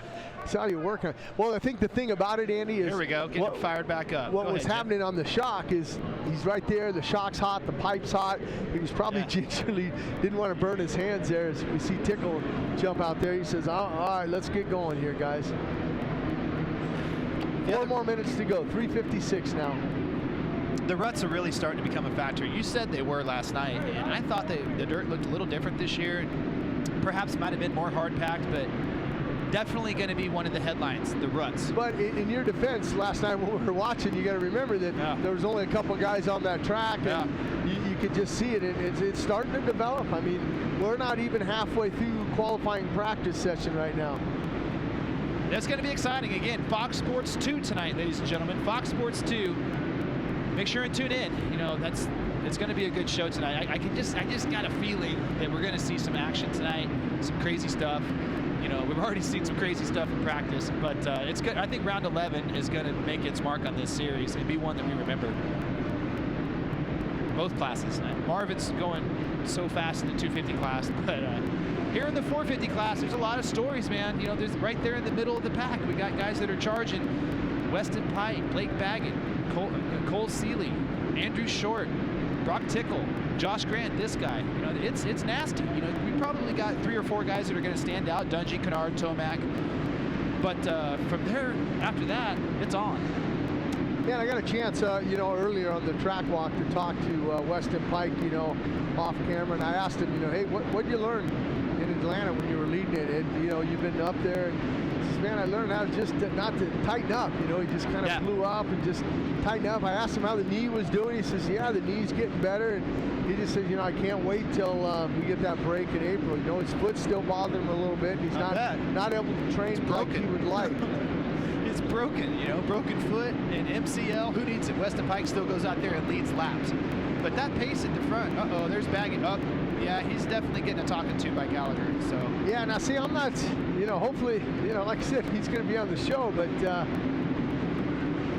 animated. Yeah, I'm not sure. Well, John Gallagher is a pretty animated guy when it comes to rulings and stuff. He lays down the law, you know. And, right. But I mean, you know, I don't know. I think if I'm Mike Webb, why are you talking to my guy now? He needs to be practicing. He needs to be practicing. Talk to him after. But then again, you can't just go out there and plant a guy in a corner and practice either. So. But here's the thing. Yeah. We saw him talk to him before the start. Now he's bringing him back in again. I don't know what that's about. So we'll have to ask Blake what he said. There's the Dungey. Yeah, as our producer alluded to, let's hope Blake still wants to come on. Right. Blake's a good guy. I know Jake, his PR guy, and Mike Webb, hey, they made a commitment to come on Race Day Live. They're coming on Race Day Live.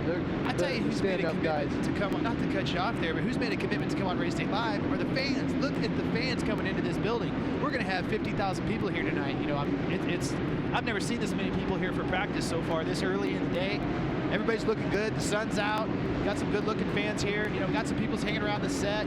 Look at the people filling in the barn here. I call it the barn. It's huge. This place is, but man, it's so cool with all the dragsters and all the racing memorabilia in here.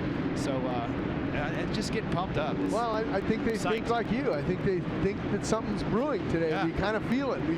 We've seen it. These guys are knocking guys down in time practices and things like that. So. Guys are putting in great lap times, a 52.6 still for Dungey. 4/10 off of Buskin's time still. Yeah, I wouldn't be surprised if Marvin has, I think one race last year I called him Magical Marvin. Oh, Millsaps, hang on to it, man. Oh. Didn't hang on to it. Almost hung on to it. No, hang on, look out. Grant's coming, get the yellow flags out.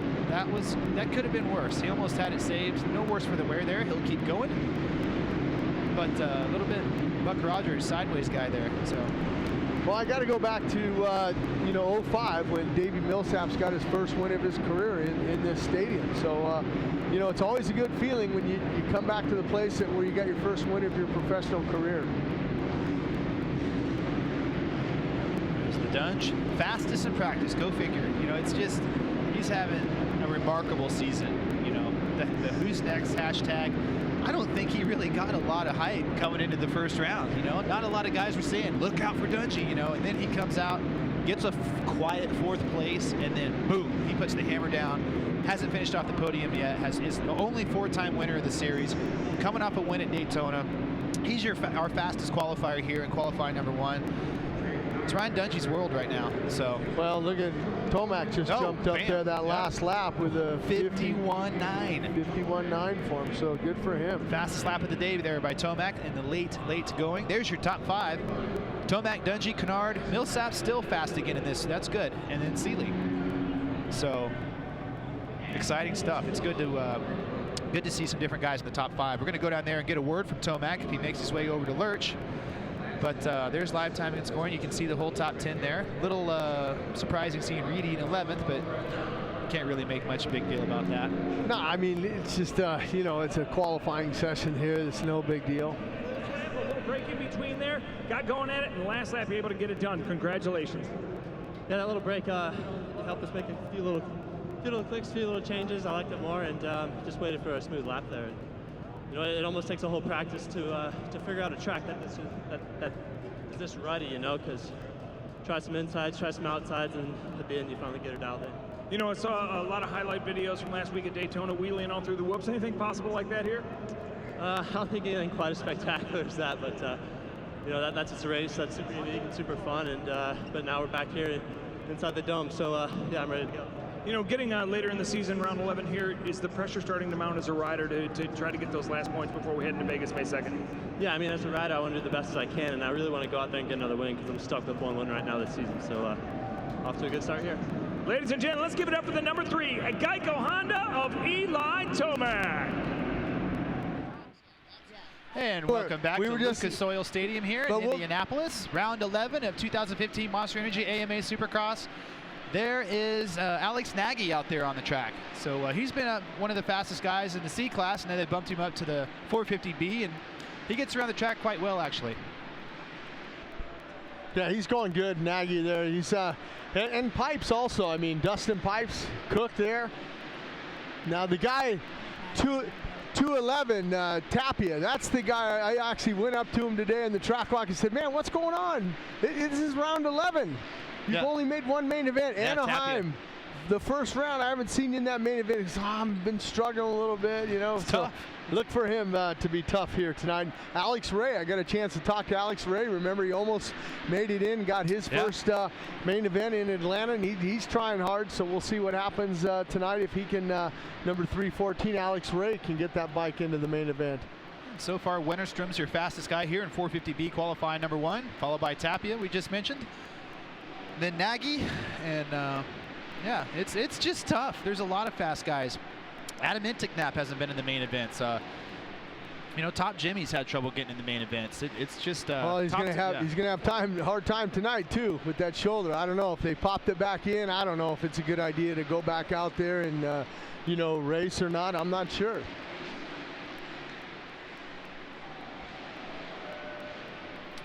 Yeah, let's see here. Get a number on this. That's Cook right there. That's my buddy from Oklahoma.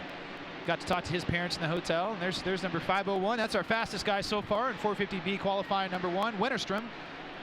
He lists his sponsors as LDF Racing, RMW Construction, D&D Development, Team Gus, PSC Racing, and Merge Racing. So. Well, and you mentioned Team Gus. I mean, they do a great job on bringing a lot of the privateers to the races. You get a chance and you come to Supercross Live, make sure you go over and check out Team Gus, because, I mean, I think at one point I went down there, I think he had 20 motorcycles down there. So, you know, good job for the godfather of the privateers there, Gus there. So that's a good thing for him.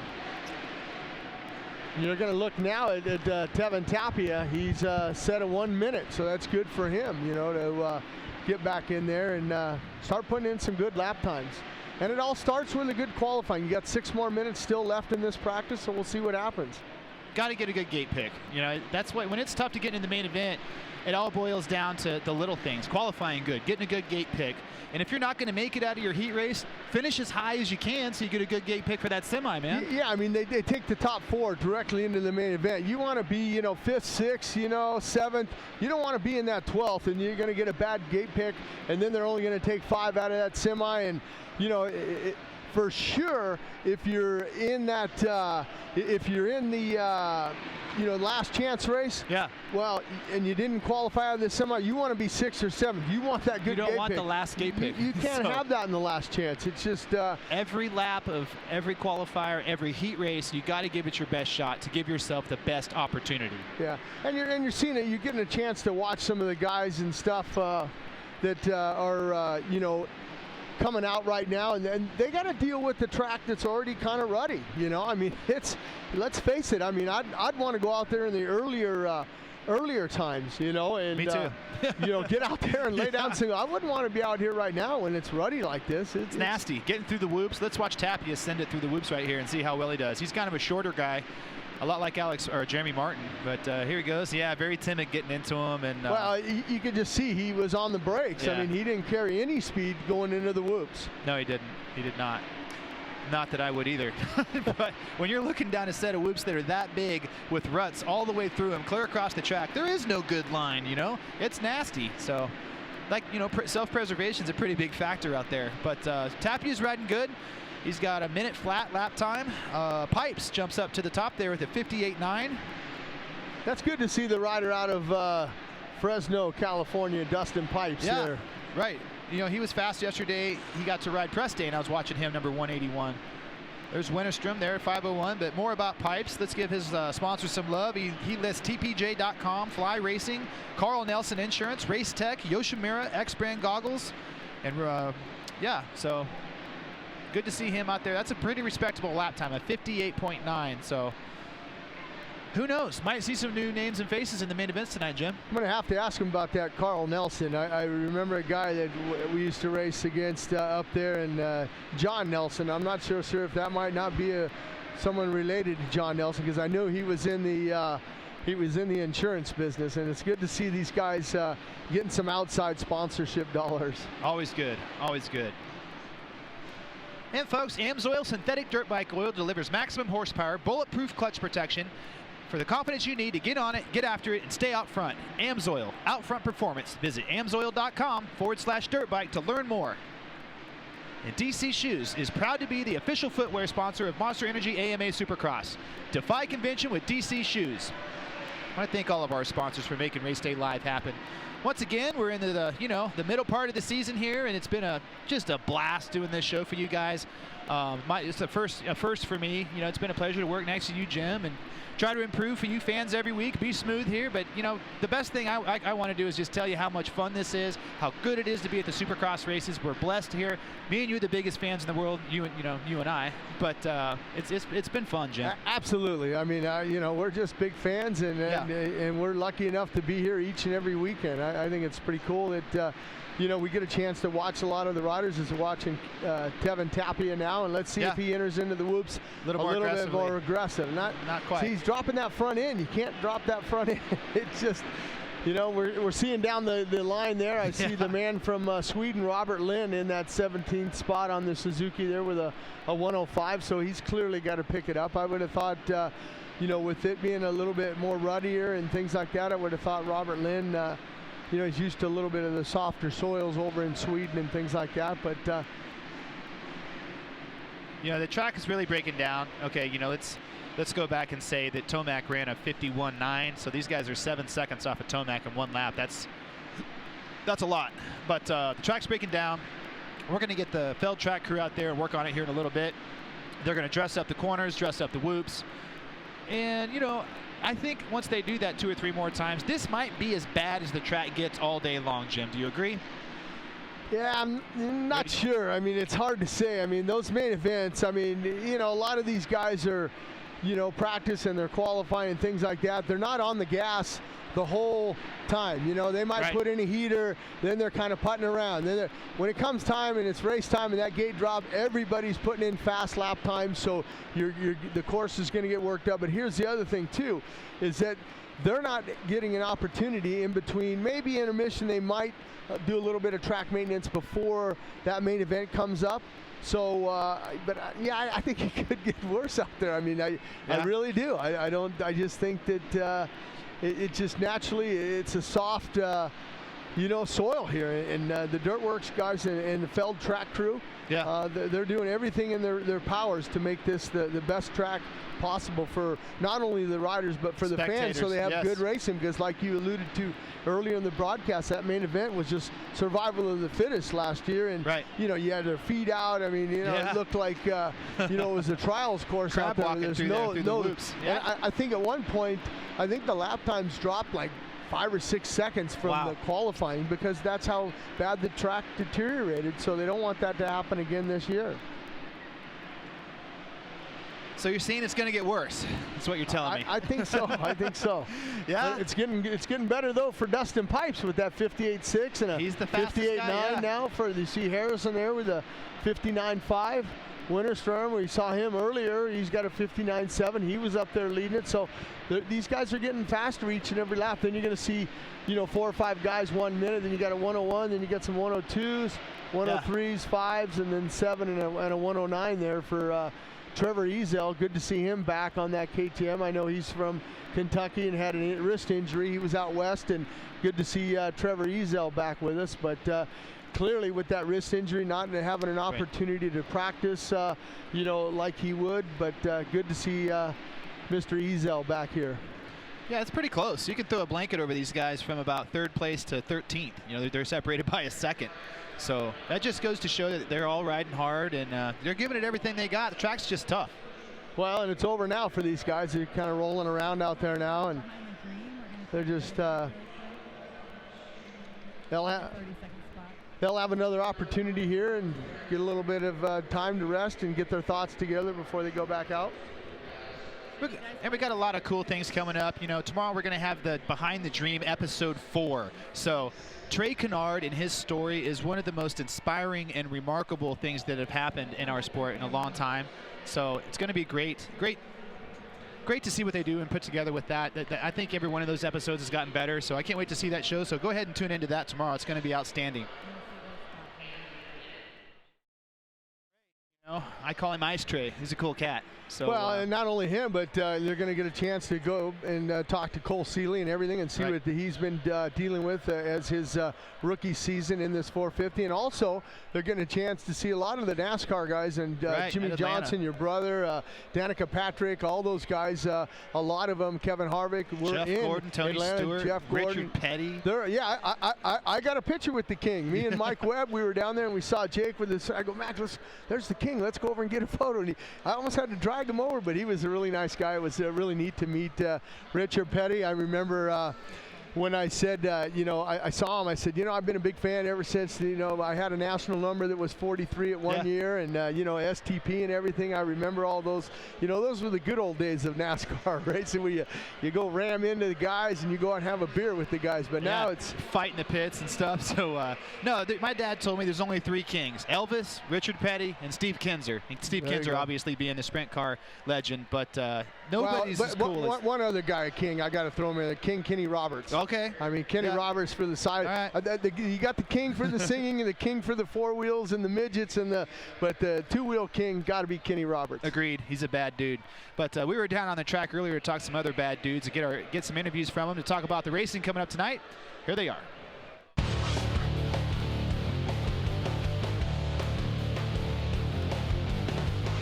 Jim Holly, Race Day Live, presented by AMSOIL. Well, Jeremy Martin, not a bad ride for you last week, but that's in the past. We're in the future now. This is the present day. It's Indianapolis. I noticed you were with your mechanic and Steve Lampson kind of looking at the starts. You need one of those hole shots. Yeah, a hole shot would be nice to not have to rip a tear off, at least 3 of them on the first lap would be a nice thing for once. But, we're here at Indy. We're ready to have some fun, and we tried a few different things during the week. So we're going to see if they pay off today. Do you go back to some of your settings from last year? I mean, I remember last year here in Indianapolis, the track was really ready for that main event. Yeah, it's kind of like Daytona. I mean, Daytona gets really ruddy, but only it's just more supercrossy here. So, I think I've evolved as a rider from last year, so the setup's a lot different right now than what it was last year. You happy with the bike? Yeah, bike's good. I feel I'm really pumped on it after this week of testing, and now it's just up to me. So. Did you get a chance to look at that one section over there? It's a long rhythm lane there, and there's some quads in there.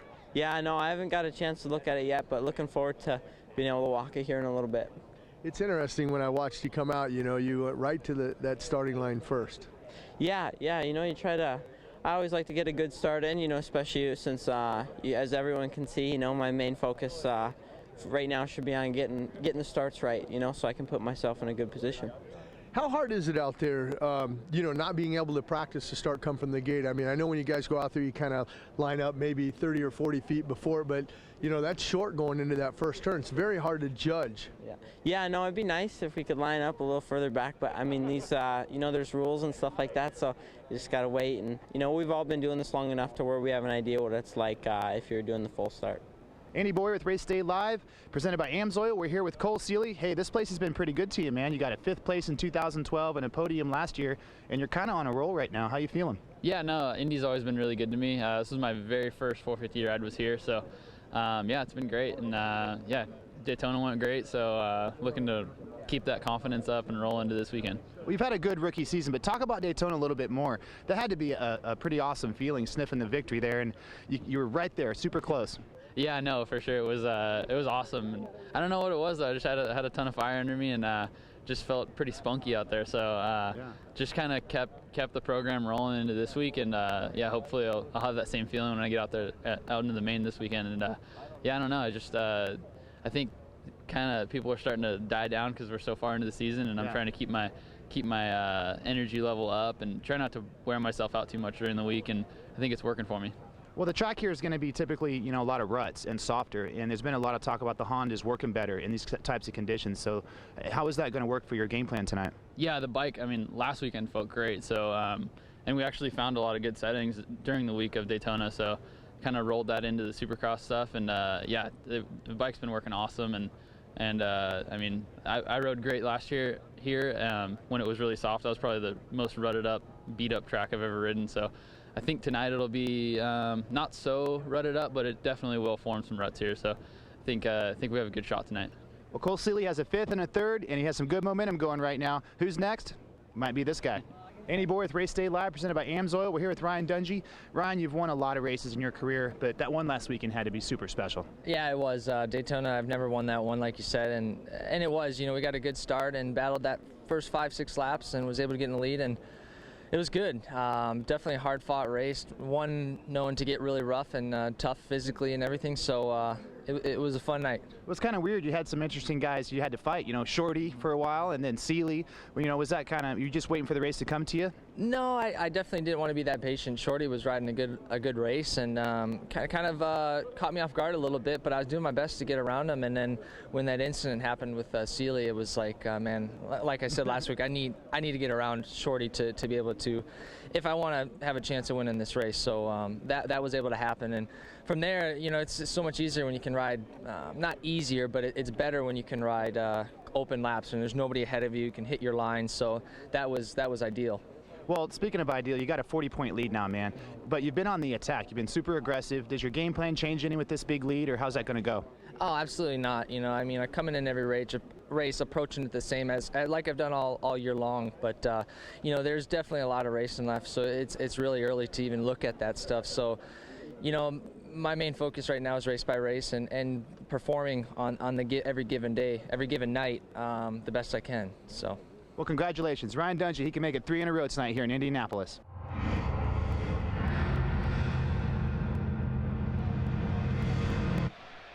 And welcome back to the Lucas Oil Stadium here in Indianapolis, round 11 already. But talking to those guys, you know, I think the last two guys I spoke to, they banged bars last weekend, Seeley and Dungey. They could be in for another show tonight. What do you think?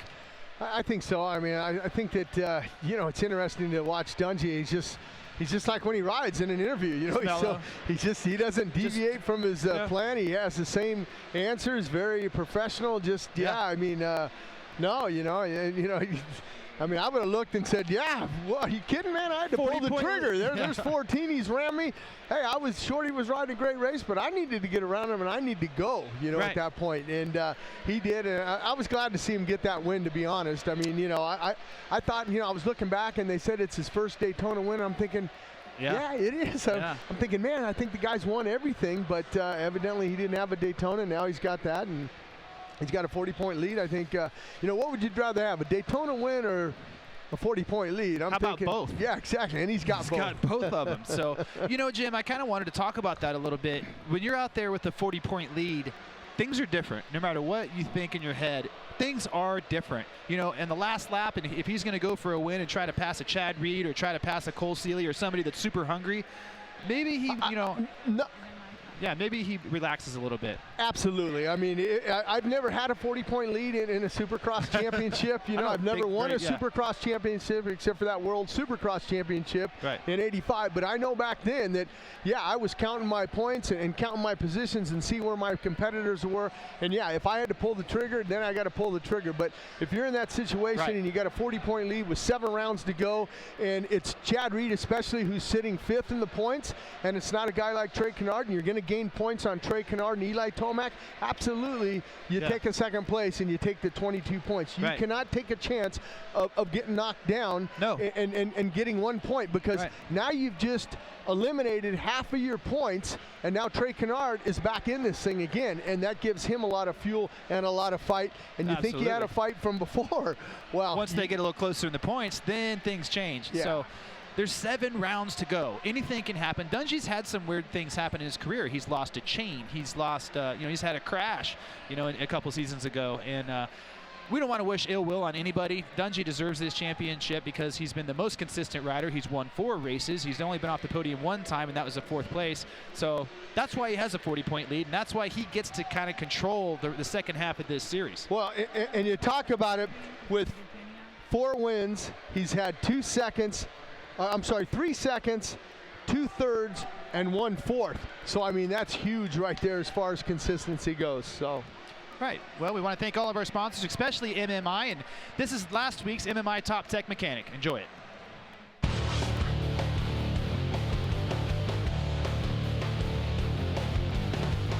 Andy Boyer with with Race Day Live, presented by AMSOIL. We're here with Josh Ellingson. He's the MMI Top Tech mechanic. But a long day, man. Nobody likes electrical trouble. No, not at all. We've been chasing our tail all day, and we finally got it figured out for the last qualifying. And Luke rode great to get us into the night show, and then we just focused on the main event. Luke, you had a tough time, didn't get a lot of laps of practice. You trust this guy to go in there and fix all that stuff? Yeah, absolutely. He's been by my side for the last 2 years, and we won a lot of amateur titles together. And, you know, I was definitely happy to be able to bring him on board with my professional program. And, you know, I just got to give a huge shout out to him. He's like a brother to me nowadays. So, you know, we live on the same property. He works with me every day. So, you know, couldn't be more proud of him. And got to give a shout out to the whole Cycle Trader Rock River Yamaha team. Everyone backing me this year. You know, it wouldn't be possible without them. Well, congratulations, man. Way to get in that main event. Way to get that bike ready. Thank you.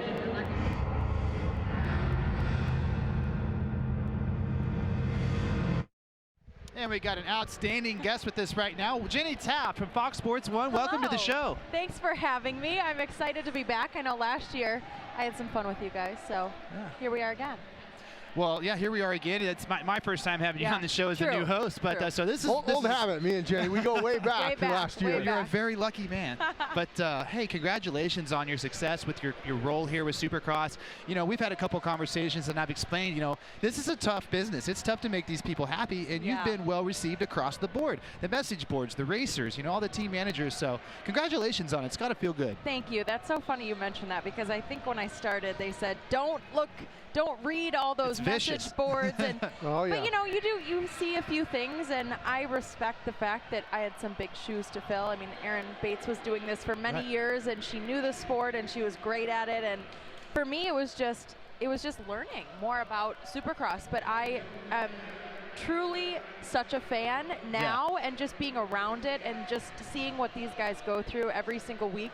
And it's not even just every week, it's every day. They're training all the time. And I do cover a lot of sports at Fox, and I'm lucky to do that, but Supercross is so unique and exciting, and I think that's why I've just liked it so much. Well, and you're a hard worker. I mean, we're down on the floor, and we see you got your earpiece in, you're running around, you got your pen and pad, you're taking notes, you're doing this, and then, you know, I get home on a Sunday, and I'm turning around, I'm looking at TV, and I'm looking at Fox Sports 1, I go,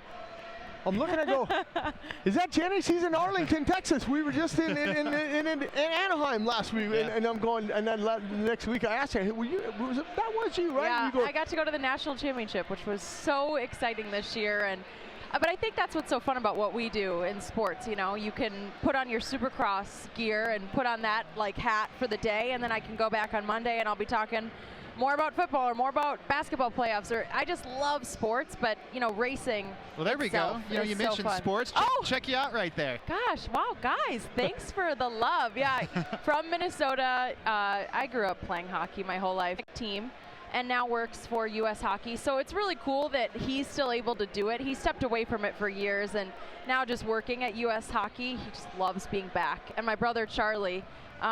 This is my little good luck to him today. CC Hockey, they're playing North Dakota, and they need the win to continue the year, and he's a senior. So I'm just from a hockey family, but it's so funny now with my dad. He'll text me, because he watches, of course, every race, and he'll be like, Jen, the whoop section, it looks pretty tough tonight. Like, he thinks he's a pro now. Like, he's been here, he's come to the track, he's seen the track walk, and he's in it. He's like, and of course, you know, from Minnesota, he's all over Dungey. He's like, wow, 40 point lead there, you know. So the Taft family is fully invested. That's really awesome. So a perfect date, if someone was to take you out on a date, hit the hockey arena? Yeah, I mean, I'd have to say skating is definitely a part of my life. My fiance plays hockey too. Oh, so I didn't know. Okay. It is something that I do, but I'd like to always bug him. I'm the better skater. So okay, all right. No worries. But you heard that, guys. Hockey player, husband. So take it easy out there.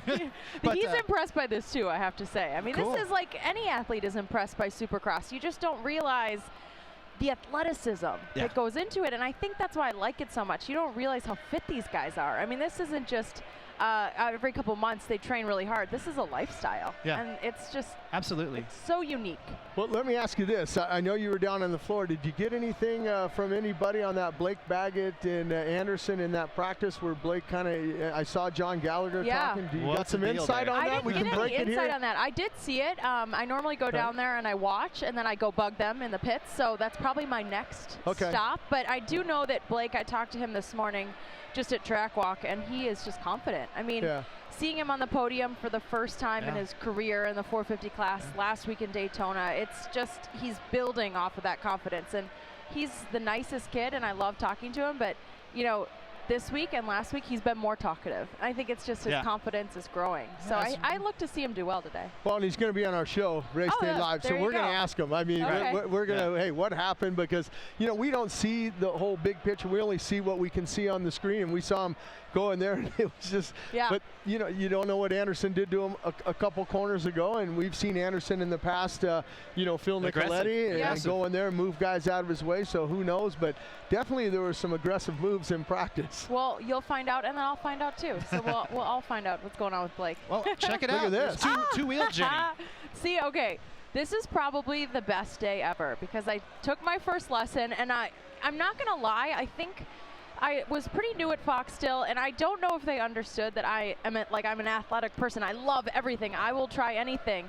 And take me out, or Jeff Emig. We can take you out. Annie and I, we can take you out. I mean, I think that's the most important thing is you're doing it the right way. You had all the gear and everything. I mean, a lot of guys will take out a girl ride and they won't outfit her up. They'll put her on a bike that's way too big for her, and she falls over and gets burned by the pipe, and then she doesn't like it. I mean, you're doing it the right way. You're taking lessons, and you're going step by step. You're not going to get on that top of the ladder right away. And I know that firsthand in skating. I mean, when I was a little kid, you know, 6 years old, my mom had me on figure skates, and they got the little toe, you know, to stop. Well, I said, I want to be in hockey, and I watch those guys on the hockey skates. They come in and they throw a roost up against the board. Man, the first time I tried that, I couldn't do it. I hit that wall, and I said, my hockey days were over after that. In theory, it seems easy, like having the toe pick, but it's so different. I figure skated first before hockey, but it's just, you know, it's like anything. It's like riding. You have to practice. Like if you're on a dirt bike, you have to practice. So I need to get out there more. I got the gear.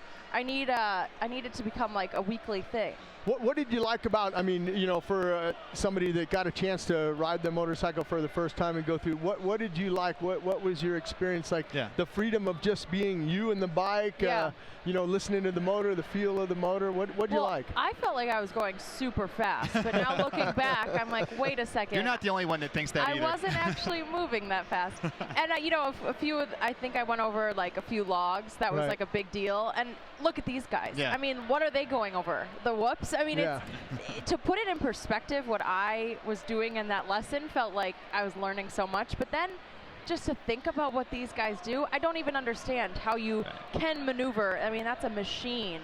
I mean, I don't know what I was on, like some little... You were on a Honda. Was it a 150? Yeah, it's a 150, I mean, like, I felt like the coolest person ever. But then put it in perspective what these guys are out there with. So it just gave me such a different appreciation, and it's such a skill, like what these guys are doing. Do you ask any of the guys? Do any of the guys, I mean, I don't know, do any of the guys, you know, get on the ice and have hockey skates or figure skates or anything? No, I mean, the only person I've really talked hockey with is Dungey, just because he's from Minnesota. And Hockey Day Minnesota is this big thing that we do in Minneapolis. It's outdoor games. It's not just Minneapolis, it's all over the state, and he had heard of it. So, you know, we've chatted a little bit hockey, but at the end of the day, these guys are pretty committed to this. But I do think the cool thing is, like, you know, with your brother, but like the NASCAR relationship, and I think it's cool how those two sports really do coincide. I think that's great. Well, but also, I mean, you talk about Elvis Stoico is a good friend of mine, a Canadian figure skater, Olympic.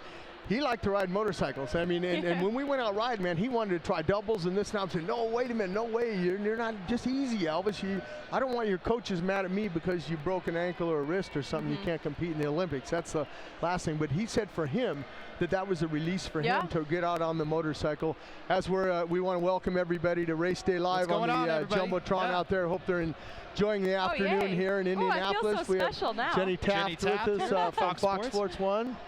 welcome in, people. It's already filling up in here really cool. You know, we've had the ultimate perspective here from our set, seeing everybody come in here. What a good spot for you guys. This is super stoked. But, you know, a question I wanted to ask you, Jenny, you work at the mothership at Fox Sports, and, you know, you do all these other big sports. Well, what's the word about Supercross? There at the headquarters, are people asking you about it and stuff? And the word about Supercross is I do not go into work one day without someone asking me about it. And I love it because I'm a fan as much as I enjoy covering it. So it's often like, you know, if we're on America's Pregame, which is our new kind of daily sports show, we try to really put a Supercross in it every time, especially previewing the weekend. And recently a producer reached out to me and he was like, you know, I see Dungey's on the podium his 10th time, you know, is that a big deal? And I'm like, yeah, it's not like a big deal, but it's a consistent thing, and they're asking questions and they're wanting to learn more, and we're getting just a lot of executives who are coming to the races, especially in Anaheim. And I mean, I honestly feel like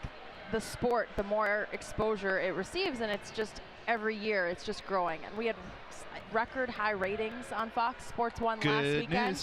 So I mean, it's just growing, and it's exciting to be a part of. That's awesome. Well, that's the job that the Fox Sports 1 broadcast does. Jenny Taft and Ralph Shaheen and Jeff Immig, Ricky Carmichael when he joins you guys in the booth. It's a good group. Yeah, it's a great group. I mean, a lot of champions there, a lot of knowledge there, and a lot of great broadcasting. I love the spots when you get down there and you get dirty and you show exactly how deep the ruts are with your shoes. I mean, that's a big, like, the crazy thing about the track is that is another insane obstacle that you guys all know, and you just don't realize until you visually see that it's up to my knees. The rut is literally 3 feet deep. Yeah, and then I'm going over a log, and that's my challenge. So, you know, it puts it in perspective. Absolutely. But thank you for coming on the show. And once again, congratulations on the awesome job you're doing. Thank you. Congratulations on your fiance. I didn't know that. Oh, yes. I am engaged now. The word is out. Give him a shout out. Jenny's off the market, people.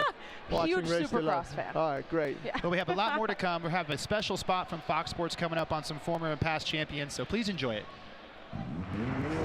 What brought me back to motocross is I've always been a student. It's always been there. I've done this for practically all my life. It's all I know. It's all I've ever done since I was 3 years old. I love racing, and I don't know anything else, really.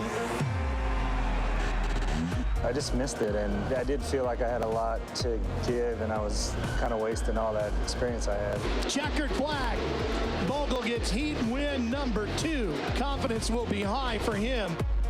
They all come up here as rookies, and then it takes them a couple of years to really figure out what they need. And the hard thing for me is to tell them what they need before they realize they need it. You're not teaching the kid how to ride. They're already really, really good. You help them more like with race strategy and focus on certain areas of their riding where, you know, little things that they can do better.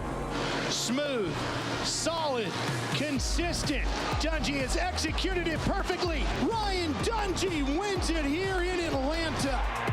When I raced, when we did the donations to DeCoster, I never worked with him until I got there, and I was just amazed how much he could help me and build my confidence because I respected what he did and his knowledge, and it helps an athlete out. My dad was very, very good at working with me and other kids, so that was passed down to me from my dad with that ability to be able to connect with the riders. You know, Weston Pike, he's been coached by a good friend of ours, Buddy Antonez, and he just loves working with Weston. He will do whatever you ask him to as many times as you want him to. Me and Weston, we work really well together, so you got to be able to be as mentally prepared as possible, and then also, you know, anything I can do to try to help him have that mental edge, I will. I work more on riding technique and the emotional side and the mental side. I've had my career go up and down and up and down. So I've experienced the extreme lows and I've experienced the extreme highs. And what I feel mentally, what I bring to these guys is hold them down when they get too confident and pick them up when they start to get too low. I basically tell my riders, I've been in their shoes. They're faster than me today, but I've been in their shoes. I know what it's like, but it's nice to have somebody that can talk to them about this is where your strong points are, this is your weakness, work on this side. But when the gate drops, you can't help them anymore. They have to have it all up here and working together. Some riders, they allow you to get in their head, and someday they will talk and let you talk and tell them anything that you want to tell them, and it goes in here, comes out there, you know. I know when I have my trainers, what I didn't want to hear and kind of what set you off a little bit, and just be, you know, positive on stuff. And being as a rider, seeing things, and I'm super competitive, so I got to keep it more at a learning level than a reprimand. So I think that helps out being a past champion and rider, knowing what the rider goes through, kind of knowing what he wants to hear and what could help him get out of that funk or whatever situation is to move up and be confident at the next, you know, the next level. Here it is, his first 450 heat race win in his career, and Seely's got it.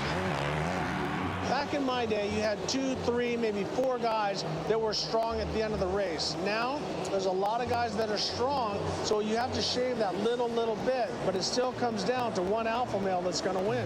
That's the beautiful thing about Supercross and motocross, is 99% is the man.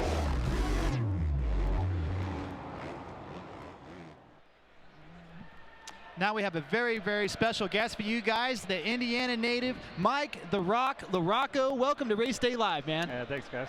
Thanks for coming up, Mike. I know how busy you are, man. Yeah. And I know how you don't like to be on the big screen, but you got a lot of fans here in Indianapolis area. You got to wave to them. But I got to go back, Mike. Something that I remember, you know, back in 2004, you got your final win here, the last win for Honda in Indianapolis here. But after the win, you went up there, you got your son Ryder, and you gave him a victory lap around the stadium. I thought that was pretty cool. I talked to your mom, May. She works for Feld Motorsports, and you know, she says, I got a picture of that, and that had to have been great for you to have that father-son moment. Yeah, that was a very cool night. I mean, 1, I got a whole shot, and 2, yeah, you didn't get many of those in your career. But every lap that I went around, I kind of felt the crowd, and you know, and for that to be my last win, it just it makes it that much more memorable being here in Indianapolis.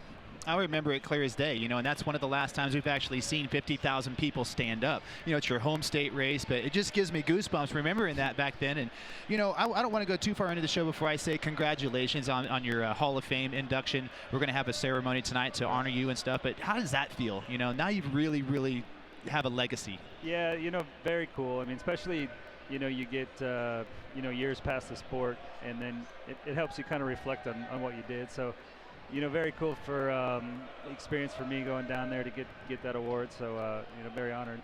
Well, now you got goosebumps. Yeah. Now I'm feeling old, because I remember when I was racing and Mike came up, we were in Japan. We were riding for Yaman. He was a rookie coming up. He had a 3-digit number in Toronto, Canada, and races like that. And I got a chance to watch the man's professional career from day one, and an absolute stellar career you had. I mean, just watching you, I mean, just an icon on, you know, never giving up and just having that fighting attitude. And you could never count Mike LaRocco out. Yeah, that was definitely something in my career that, you know, I felt like there was various points in my career where you know, I learned a lot. I mean, it's like I have all these different phases now that I can reflect. I got all these young riders, and I have to go way back to try to remember where they were to relate to that. And it's hard to take each different personality and try to help them understand, because I did it and I learned all the way through, and now it's like I'm trying to provide these guys a shortcut, but it's almost like you need that experience to understand it. Well, walk me through Oakland on that West Coast. You got Malcolm Stewart. He gets his first win of his career, and you were instrumental on getting that. And, you know, being on the flip side of that, I know myself, you know, as a rider, you really don't know what the mechanics and the team managers go through as a win. You go through the win, but now you're on the outside and you help the rider get that, and you kind of get a chance to experience both sides of that.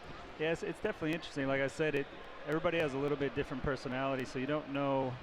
I mean, you almost got to learn what best help each rider. So it's a little bit different. I mean, in most cases, like I said, you want to help them with all the shortcuts you can, but it's like, I mean, I don't know if you guys have kids, but I mean, they almost got to learn themselves, and you're trying, like, as a team manager, I don't really want to have to wait for those guys to learn it. So you want to try to get them to understand as quick as possible to get results going, but sometimes they just have to. Well, case in point with RJ Hampshire, you know, we were just talking about him earlier on the show. He wants to win right now, and he feels he's holding himself back a little bit, but now he's starting to let it go. He got a heat race win. He got a top 5.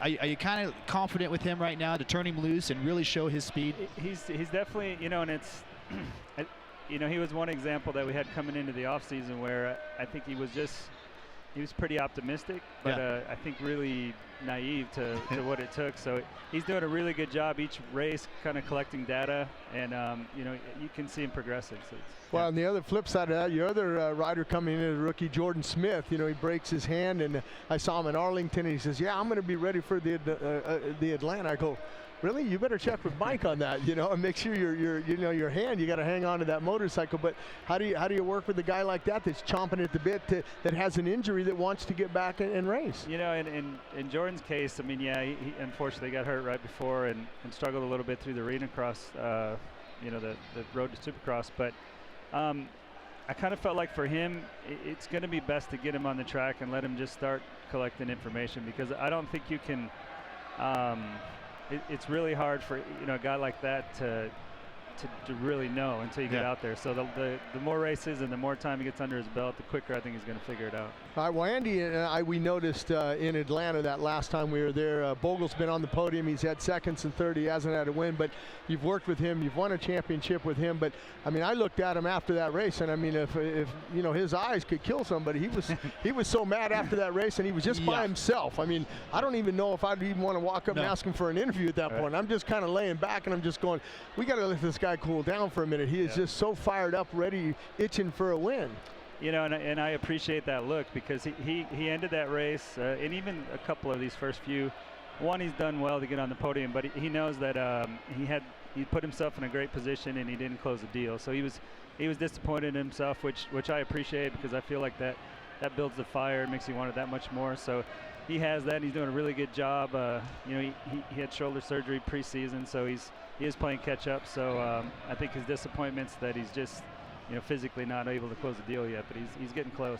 Well, that's a lot of talk about your riders, but I want to talk about Mike LaRocco. This is a big night for you. You know, we just talked about your victory that you had here in 2004, but you had a lot of wins in your career. Motocross to Nations championships, 250 outdoor titles, multiple Supercross victories. Which one really stands out? You remember way back in 1990, that Vegas Supercross win, that first one. You remember that? Yeah, I do. I mean, I vaguely remember a little bit of everything. But, I mean, honestly, it's hard when you're racing, because the wins, when they come up, they're great, but you got your head down and you're focused on the next one. So it's almost like when you look back, you know, of course, having a championship and being involved in the sport, still I realize how hard it was. You know, when you're, you know, now you're on the outside, you know how much goes into it. I never really understood the team side, but I see collectively how much went into what we did. So I mean, I'm just thankful to have the run that I had, and, you know, the success that I did. Let me ask you this, Mike. You know, with the evolution of the motorcycles, you know, back when we started out, we were on 2 strokes, and then you got water cooling, disc brakes. Now you got 4 strokes. The riding techniques changed over the years. And I know when you first started working with the Geico Honda team and AMSOIL over there that you were doing a lot of the testing. Are you still doing a little bit of that testing for the guys? Yeah, and, you know, it's kind of like, what's really hard is, like, these kids come up with no real experience, so you not with the track, not with testing, and we give them so many options that they don't really know what they're looking for. I mean, they can set up a bike that they're comfortable on that day at that track, but we race stuff that's so different. So what I like to do is to kind of take, you know, what we learned each year and evolve the bike, and then just kind of offer, you know, some options based on what I feel like we were short on or what we needed. So we as a team, we set those options up. You know, the guys kind of sift through what works for them and what doesn't. But I feel like without, you know, experienced guy to give you, you know, the technicians, yeah, that's the right way or not. I mean, it's really hard for us to set up the bike, and so that's one thing I feel like, you know, we've been lucky to do is have that experience. And the bikes have come a long ways. You know, explain to the folks that are here in the stands today how fast that new 450 is that Eli Tomac's riding. I mean, you're still riding yourself, and those things are beasts. Yeah, I mean, they're definitely different. I mean, I always say this, but I feel like the difference between when we rode 2 strokes and 4 strokes, when I walk the track and we rode 2 strokes, I'd look at the opposites and go, man, I think I can do that, but it's going to take everything I have. And now that you ride the 4 strokes, you walk the track and you go, man, I know I can do that, but I don't want to. It's like there's just so much bike. Yeah, they're touching down 3 times in that rhythm lane. You know, it's crazy. Let me ask you this. That brings up a very good point. You know, in the 2-stroke days, you had to carry that momentum. Do you see some of the riders coming in and a little bit lazy, like you said? Like you can come into a corner now and you got so much torque and so much power that, you know, you can almost sit and just block that inside lane and just roll the throttle on and still do that triple jump. Do you see a little of that? And hey, you got to pick up the corner speed with some of the guys. I mean, I actually think, I think the 4-strokes have allowed the corner speed to come up. I mean, when I watch now, I feel like the pauses are gone. A lot of that's, you know, how easy the bikes are to ride. A lot of it's, you know, evolution. But I would say that you take the guys back and you put them on a 2-stroke, they're going to have a completely different outlook on, you know, because we had to, you know, make sure the thing was revved up and it didn't bog to do a section out of the corner. And these guys have really no worries there. So they've definitely come a long ways, but the speed is up, and that actually makes it, in my eyes, a little more dangerous. Well, I guarantee if you put them on a 2-stroke, they're going to blow some of those corners because they don't have the engine brake. They're going to drive into that thing and shut the thing off, and that 2-stroke's going to go right into that corner. You're going to blow it up. But we got a lot of people, a lot of fans here. Mike, look at Go Dungey there. He's on a roll right now. We see a lot of everybody having some, you see him there. Get them up there, the Toyota signs there, the chalkboards. And they're happy. They're having a good time here in Indianapolis. I tell you what, Mike, it's a big honor to have you on the show. Thank you for coming up, man. We know you're super busy. Good luck with Bogle and Tomac tonight, man. You know, it could be a Honda sweep here, so good luck. Thanks a lot. All right, we had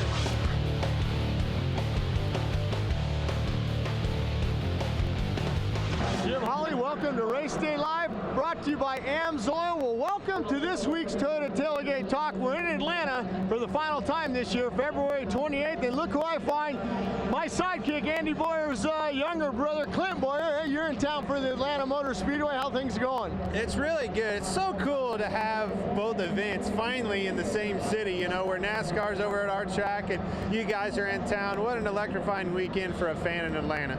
How's things going for you in qualifying in Atlanta? I know I talked to you a little bit off camera. You said, oh man, we had to go down on our spring rates on the rear suspension. Yeah, a lot of rule changes for us in our sport this year, but everybody, it's the first, you know, last week in Daytona, that's a completely different animal than we have normally. So this is the first real day of school, you know, for tracks that we're going to see for the most of the season. It was a little bit of a learning curve. Learned a lot yesterday, put it to good use today. No hot rod, woke up, it's pretty fast. You know, it's interesting. I stayed back in between the two Atlantas, and I went by Loretta Lynn because I have relatives in Tennessee Ridge there, and I talked to him and he says, yeah, Clint won a race at Loretta Lynn's. Yeah, a lot of good memories from back in Loretta Lynn's with the Wyndhams and the Carmichaels, you know, as kids. And even to go there just a few years ago, I got a friend that has a farm, an awesome hunting establishment just right down the road from there. So just a great place, you know, all the way through there. It's beautiful. It's Loretta Lynn's, that event was so much fun. I remember her coming down and her daughter's coming down and putting on a show at night. It's just a lot of fun. The other thing I was going to ask you, do you get a chance to ride anymore? I know that probably your sponsors and the team owners say, we probably don't want you riding a motorcycle. You know, Andy, when he lived in North Carolina, we got to riding quite a bit out at my boss's son-in-law's place when I worked for Richard Childress, and I got to jumping, you know, more jumps and a little more and a little more, and eventually you hit that point, you're like, what in the hell am I doing out here? So I got off of them, and, you know, they say, Ricky told me a long time ago, with age, you get in a cage, and that's where I'm most comfortable. Well, something else, this nice Toyota Tundra behind us, probably a little bit more horsepower under your NASCAR with that Toyota motor. Yeah, but that Pro Series that Toyota came out with is awesome. Not only do I race them, we sell them. I own a Toyota dealership in Kansas, and that's a hot item right now. You know, you talk about the involvement with Toyota. I mean, I remember when I was racing, Toyota was heavily involved. They're heavily involved with NASCAR, with your motors and things like that. Are you doing a lot of development for Toyota? You know, TRD is obviously Toyota's racing package, and we do so much with them. We rely on them a lot. They have a TRD compound right there in Salisbury, North Carolina, where they do a lot of our testing and things like that for us, which is really nice for a manufacturer. You know, when I was with Chevrolet, we didn't have that support. Richard had to buy all that and have all that in-house at RCR. So now that we have that luxury at Toyota and being a Toyota driver, it's pretty nice. Well, I know you're pretty busy, Clint. I want to enjoy the night's program here, and good luck tomorrow in Atlanta. And I know Andy, he's one of your biggest fans. Jim Dunn, a friend of mine. I'm a fan. Go out there and put that thing in the winner's circle tomorrow. Man, I appreciate it. It's so much fun to see you guys. We watch you boys and your show each and every week, and you guys have a good year, and we're going to do the same, all right? All right, well, that's it for this week's Toyota Tailgate Talk. Make sure you check us out on supercrosslive.com.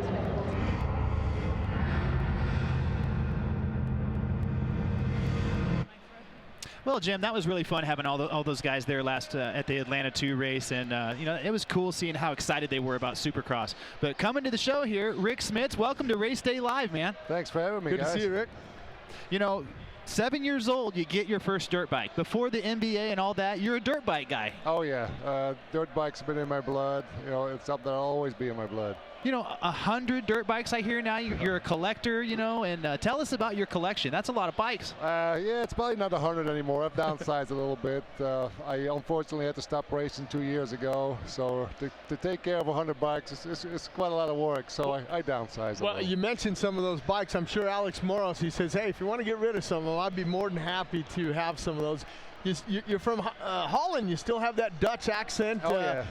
You in touch with Garrett Walsink or anything? No, but we're actually family friends with Jeffrey Hurlings. Oh, okay, who's good. having a heck of a year again this year over there. Yeah, again, you know, coming off that broken femur, he's already winning by 30 seconds again. But talk about that a little more. How well are you acquainted with Mr. Hurlings? Well, we knew the mom and dad before Jeffrey actually got any. Well, he always had success, you know, even on the 50s and the 60s and the 80s. Yeah. But yeah, we've had a great time following him and his success. So it's been great to see him. Let me ask you this: when you were playing professionally basketball for the Pacers here in Indianapolis, here, were you able to ride a motorcycle during that, or did they write into that contract say, "Hey, Rick, no motorcycles, buddy"? It says no getting hurt, you know. But yeah, I did ride a little bit.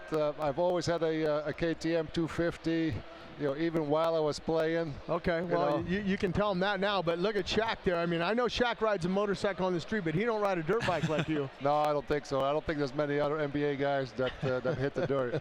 That has to be a little bit intimidating, you know, guarding a guy like Shaquille O'Neal. But what are you more afraid of, guarding Shaq or riding the dirt bike? Oh, neither one, really. You know, I love playing against Shaq. You know, he's a tremendous talent, heck of a big guy. I mean, he was twice around what I am. You know, I thought I was pretty big, but he's twice around my size. So it's pretty intimidating, but still I had a lot of fun playing against him. Is he a character? I mean, I know he is off the, you know, you see the commercials and things like that, but when you guys are playing on the court, is he serious, or is he a guy that you can joke around with and have some fun with? He's pretty serious, yeah. Some guys, they joke around all the time, you know, but he was pretty serious on the court. You know, you're serious yourself, you know, and in my notes here, 12 years in the NBA. That's a long, long career. You know, how was you able to stay healthy, you know? I've had some seasons where I had some trouble, you know, luckily never anything serious. You know, I had some bone chips in my elbow. I had some knee problems. Nothing that kept me out the whole season, but, you know, a few games here and there. You know, 7'4", and you're a dirt bike enthusiast. I think you're one of the only guys in the world that can still twist the throttle, being your height. You know, tell us about your bike. What kind of modifications do you do on those things to make it comfortable for you? Well, this one is probably one of the smallest bikes I've ever ridden or raced. But, you know, there's not a whole lot of things you can do to the frame, but I lower the foot pegs a little bit, get the tallest bar risers I can find, you know, raise the seat foam a little bit, yeah. You make that Husky look like an 85. Yeah, well, these were the smallest bikes I raced, you know.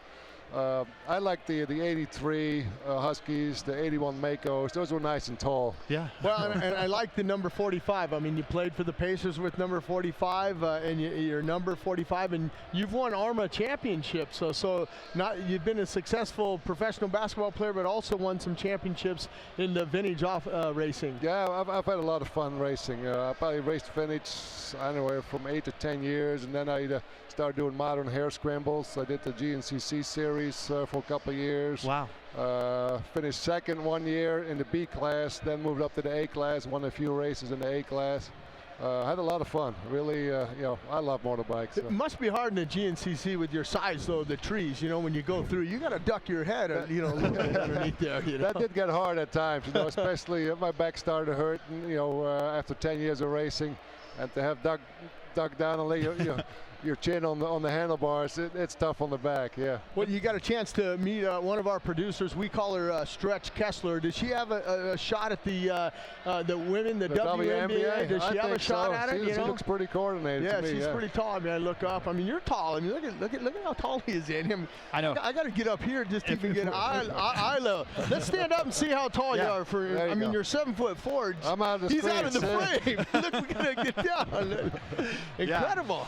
No, I saw him when he was coming over to the stage earlier, and I was like, I believe that's our next guest over there. But you know, it's obvious you're a huge fan, and you follow the sport very closely. Oh, yeah. Let's hear some of your perspective on the season this year. Who's your favorite rider, and what do you think about the championship? I've always been a big KTM fan. Yeah. I probably owned a KTM since I was 12, so I tend to, to follow the KTM guys, so I got to be a Dungey fan this year, Well, and the other thing, you talk about KTM, and I know you know the history of motorcycling, but another Dutch rider, Kees van der Ven, I mean, he rode KTMs over in the World Championships, and I mean, he had some success, and Heinz Kinnegartner and things like that, but I mean, the level that Pit Beyer and Roger DeCoster and everybody, the Red Bull KTM, have made that new motorcycle, I mean, it's incredible. Oh, it is. I mean, it's been a fun journey to watch. I've always knew that in Europe the success KTM had, and to see it here the last couple of years at motocross, it's been great. Does it make you think about getting one of those new KTM factory editions? No, 100 bikes is enough, so I don't really need any more right now. You tell us about that one bike that has like the wraparound, the special one. It's like, it almost looks like a tank. Oh, like a scooter? Yeah, that's called a Deco Pod. Yeah. Jay Leno's got a couple of them. It's an artist by the name of Randy Grubbs out of Oregon. He hand-built those. Yeah, it's kind of a unique piece. That's the ultimate pit bike right there. That would be. Yeah, it's kind of cool. It definitely gets noticed. Right, but let's make some predictions tonight. We always have our podium picks and stuff. Who do you think is going to be top 3 here in Indianapolis? Oh, wow. Well, you got to go with Dungey. I'd like to see Reed be on the podium again. Well, I don't know. It's tough. I hate to put you on the spot like that. It's tough for me and Jim. We do this every weekend, and we do the same thing. What do you think, Jim? And then we kind of pause a little bit. But Dungey, Well, I'm going to put you on the spot. The Final Four coming here in Indianapolis. Who do you like in the Final Four in Indianapolis here? Wow. Yeah, well, Kentucky's looking awful good this year. Jayhawks, and then there's probably going to be a couple surprises, I would imagine. But what about Duke? You think maybe Duke will be here? Duke's always there. They always got a chance. Yeah. So. Well, my Jayhawks just wrapped up their 11th consecutive Big 12 championship, so I'm a little bit of a Jayhawk fan from Kansas here, but yeah. No, it's just exciting. It's cool to see different people that are outside of our industry be such big enthusiasts. We had Lyle Lovett on our show in Arlington, a huge dirt bike guy. And Miss Colleen told me that you were coming on. Rick Smits is one of the biggest dirt bike fans there is. Yeah, literally, right? Yeah, literally. I mean, when you were standing up, he was sitting down. He was still taller than us. I know. I want to keep this guy close in case I get in any trouble later. So, do you get a chance to? There we go. There, we were going to see that. There, you're on a Ducati there, and the Hyper Motard there. That's a nice bike to get around on. Yeah, but I don't remember. That must have been at Mid-Ohio or something. That wasn't one of my bikes, but people ask me to sit on their bike all the time and pose for pictures. So you get a chance. I mean, we talked to you earlier, and Jeffrey Hurlings, you're a family friend of his. Do you get a chance to go over and watch some MX1, MX2? Well, no, the last time I went over to Europe, back to the Netherlands, I got together with him and we watched practice for a while, but I have not seen him race in a while. Definitely not in the GP, the MXGP series. So. Cool. Well, Rick, thank you so much for coming on the show. It's a true pleasure. Let's get a little perspective here again. Look at that. And I got pretty big hands. But thanks for coming on. It's been a pleasure having you. Good luck and everything. And hopefully you keep on the dirt bike. So he'll always. I mean, this guy's an enthusiast. He'll be here. And the other thing is, win some more championships in that ARMA series and GNCCs. Yeah, I'd like to get back to that. Yeah. Well, we still have a lot of show coming up, including the 450A and 250A qualifier number 2, so stay tuned. Hey there, race fans. This is Blake Baggett, number 4 on the Yoshimura Suzuki Factory Racing Team, and you're tuned in to Race Day Live. Hey, welcome back to Lucas Oil Stadium here in Indianapolis, round 11. The guests just keep on coming. Coy Gibbs, welcome to Race Day Live, brother. How are we doing? Good to see you, Coy. Good. You guys. Doing good. Wow, you know, you've had some bad luck with Justin Barship, but Weston Pike stepping up and going out there, getting whole shots and leading laps, that's got to feel good. Yeah, we've actually had some bad luck the whole year with injuries. Yeah. Weston broke his foot in the beginning, kind of tore his knee up a little bit 3 weeks ago. So it's kind of hard to get on a roll here.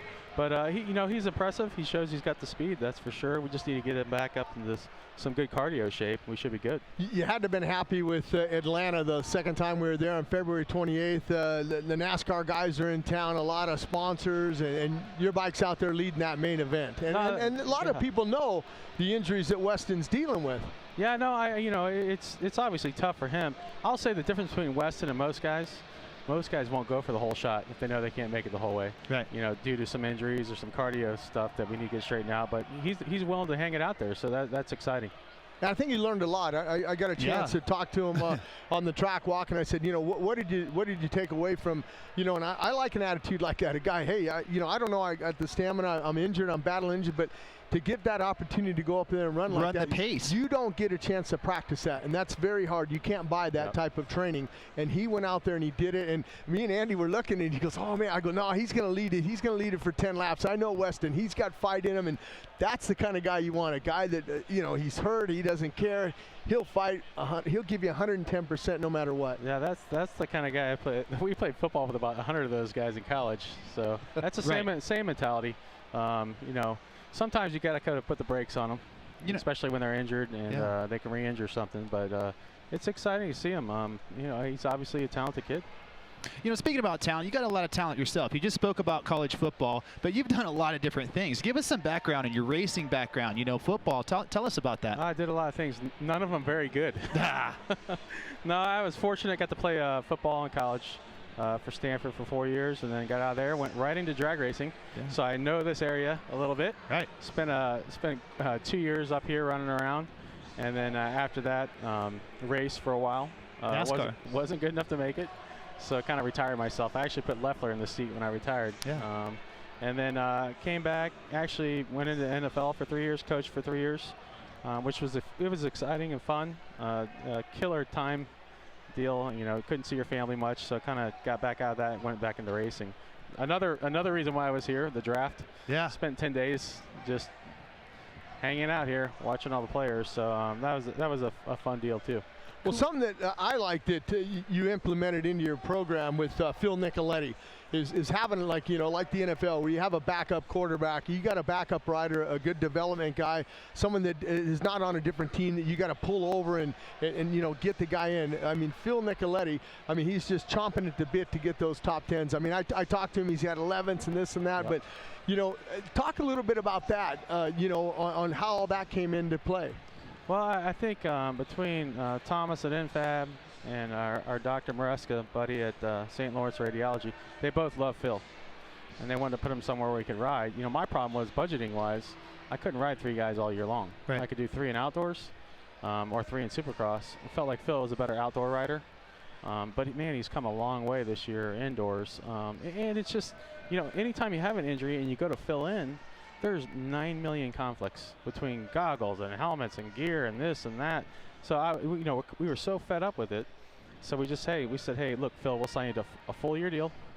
You'll have all outdoors, and then when we need a fill-in guy for Supercross, you'll be our guy. And so I'd say he's run 20 races the last 2 years just filling in. So I think it's worked out for him. I think it's helped him. It gives him more seat time. He's right by us, so we provide bikes all the time for him. And it's obviously helped us fulfill our sponsors. Yeah, talk more about that. That's one of the things I admire the most about your team is your guys' ability to find these sponsors. Wiener Schnitzel, looking at your jacket hill here, talk about that. How are you guys able to get these outside sponsors to jump on board and make it happen for you? It's a tough deal. That's probably the hardest part, obviously. We all love going racing. We love going to the track and testing, but it's just the whole group. We obviously have the whole NASCAR side over there. Yeah. We leverage that as much as we can. They have 500 people over there now. Yeah. So our 12 people, yeah. It helps a ton. But, it's just kind of relationships, talking to guys. A lot of things come from, you wouldn't even think you get sponsors out of a meeting about something totally different. Right. And you end up with a sponsor. So it's you know, it's been exciting. It's been fun. We've obviously had Toyota the longest. Right. And brought on, you know, Autotrader.com, which is exciting. Wiener Schnitzel, the Mosier Group, you know, the Infab, good friends with Thomas. So it's actually fun, good relationships. You know, get to meet new friends. Right. Well, the other thing that I want to talk a little bit about, and I got a chance, I stayed back in between the two Atlantas. I just popped up in the shop I just popped up in the shop one day, and I see him. Coy's working. He's making T-shirts. He's doing this. He wears a lot of hats. But I want to talk about, you know, you're building a lot of bikes for a lot of the amateurs, and a lot of people don't know that you have a second business, not only the professional race team, but you're building like a pro circuit or something. And I see a Dean over there. You're doing a lot of development, suspension, things like that. Yeah, I think we're trying to figure out which direction we want to go, but obviously racing alone and sponsorship, it's really hard to make it. There's going to be years where you're going to go on the red. So you know, you see PC, they do a great job. You see Factory Connection, they do a great job. Kind of maybe, you know, starting something that would fill in when we have you know, a down economy like we have for the last 5-6 years. Right. You know, you guys jumped in right at the top, too. In 2007, you come and do this big race team, and you have a 450 team right at the top. But what's kept you coming back every year? It's been tough. It hasn't been easy, but is it still just as fun as it was when you just got started? That's stupidity, I think. That's what keeps me coming back. I don't know. I just love racing. Yeah. I missed it when I went back to football, and you know, we have the car thing going already, and it's so big. You know, you don't know where you plug in at. Right. So doing this, really, the thing that I love about this is, on the car side, although, you know, your brother looks pretty good, he's fit. Yeah. But some of them are just fat and disgusting and out of shape. I won't mention any names. One of them's from Indy. But so it's hard for me to go, hey, that's an athlete. You know, I'm pumped about that guy. Right. Well, I grew up in football. You are an you athlete. see him walk. Yeah. No, I'm not. But you see the guys walking down the hallway, and you're like, man, that guy's a stud. Right. So it's kind of working on the bike and getting to work on the guys. That's what's exciting about it. It's kind of, you know, both the worlds I grew up in. Cool. You know, absolutely. Talk to us more about Weston. You know, a foot, a knee, and it's been a little bit of time. You have a break coming up. How has he dealt with those injuries, and how do you know when to push him? Do you have to push him at all, or do you have to pull him back? No, he's the one you definitely have to pull back. I think when you, you know, it's really up to the doctor. When the doctor says, hey, look, it can't get any worse. You're not going to injure it anymore. MCL is gone. Well, so. yeah, I mean, like, I had been through that a couple times. And the MCL is so painful. Yeah. But it heals really fast. So I knew that wouldn't be the big thing. The broken foot was a big problem. So we had that thing plated. Probably shouldn't have gone out the next week. Right. Broke it again. And so I brought him back to North Carolina, had our doctor look at it. He cleaned everything out and said, you know, it's 4 weeks. Yeah. He actually said 6 weeks. Yeah. At 4 weeks, Weston was chomping at the bit. And I said, hey, we can go spend a ton of money on MRIs and go through the whole deal again, or are you going to race? And he's like, yeah, I want to go. So I was like, give me a date. Make sure you race a week before that, and we'll go. So, you know, it's just a matter of keeping them, you know, from re-injuring, or, you know, if it's a bone, it's 4 to 6 weeks. That's just life. Yeah. You know, some other things are just pain. So I think he's one that can deal with a lot of pain, that's for sure. Yeah, it definitely seems like he's cut out for your guys' you know, image over there, and he's tough. So it's been cool. I like rooting for him, but it's got to be frustrating, you know, because he doesn't have the steam yet. Yeah. You know, you have all your big sponsors there at Atlanta. He's leading that thing. You know, I think Pops was there, and you know, then you're like, you know. Well, you know, kind of going in, you know, we know that. That's one thing you can't hide. You know, being in shape. And then, you know, you go back to Justin. He obviously had a big injury. Yeah, a crack in his pelvis, and I think a lot of the muscle tearing down in there. You know, it just took a while to come back. We got good word on him 2 days ago, but he should be ready to go here, or at least get back on a bike, start riding. Are we going to see Justin in Supercross again this year? I hope so. You know, it's just a matter of how long it's going to take him to get back into shape and start feeling better. Is he able to do a little bit of training? I mean, not off the motorcycle. I mean, he's able to maybe get in a pool, swim, or things like that, upper body? Yeah, he can do a little upper body. It's been probably a week and a half since he can actually get on a bike, kind of ride a little bit. Still painful. So hopefully we can get all that worked out of him and get it back over for Supercross for sure. You know, one thing, we were leaving Atlanta, and I got a chance to meet your son, a very well-spoken and very nice gentleman, a young boy. Does he want to ride Supercross, or what's he want to do? He wants to ride Supercross. He actually rode bikes his whole life. Okay. You know, we competed nationally for a long time. Went from BMX to mountain bikes, then went to road bikes, which I got excited about. Right. Because I could see a future there. Sure. Yeah. And then this year, my dad goes, "Hey, you want to race a car?" And just ruined everything. Oh, man. There he goes. Been on a bike. Grandpa came in. Literally been on a bike since 5. Now he's 12. I'm like, great. We just ruined that whole thing. So now he started racing cars, racing dirt karts and road karts. So good, cool. How old was he again? He's 12. He's, 12, yeah. He's a bit of a maniac, so probably fit right in. It's good. Cool, Coy. Well, thanks for coming on the show, man. It's been a big honor to have you on here. Hey, one last thing. Did Takeshi Koikeda come over and see you? No, not yet. All right, I'm going to get on him. He goes, hey, have him come over. Yeah, lives right up the road. I told him exit, what was it, 23 or something? Yeah, 23 to get off. And in your old stomping grounds there. Down there in North Carolina? Mooresville. Oh, yeah. Well, folks, we have some exciting things going on in the Arena Cross Series. We were able to catch up with Kyle Riegel. They are just about to reset their championship and have what's called a chase. You know a little bit about that. Yep. But here's what he had to say. Kyle Riegel over there at the AMSOIL Arena Cross Series. You're the big point leader heading into the last round before you reset your championship. How excited are you about that? That's kind of a different thing that we've all done as racers growing up, but you got to be kind of pumped up about it. Yeah, no, for sure. It's a little bit different format than usual, and looking forward to it. I got the points lead now. I got a decent lead, and it's going to get changed to 1 point lead. Either way, still coming into the whole situation with a positive outlook and trying to stay consistent and see if I can run away with this thing. You know, you've been kind of a surprise. The bigger team that's been there, more established, the Team Babbitt's guys, you're ahead of those guys there on the Tough Racing Husqvarna squad. So, you know, there's got to be some good energy and some good vibes with your team right now. You can win this thing, man.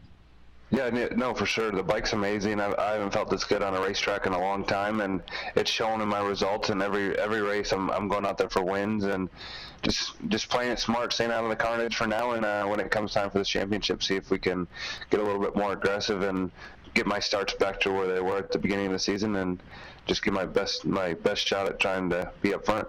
You know, Kyle, I was just talking to Wes Kane and getting some updates on you, and he said, you know, you're talking about some aggressive stuff and maybe having a couple of things you're holding in the tank. You know, you've been taken out a few times and you haven't retaliated, but now it's title time, bro. It's time to do whatever it takes to win this championship. Do you have some payback in the tank there, or how are you going to approach these last 6 races?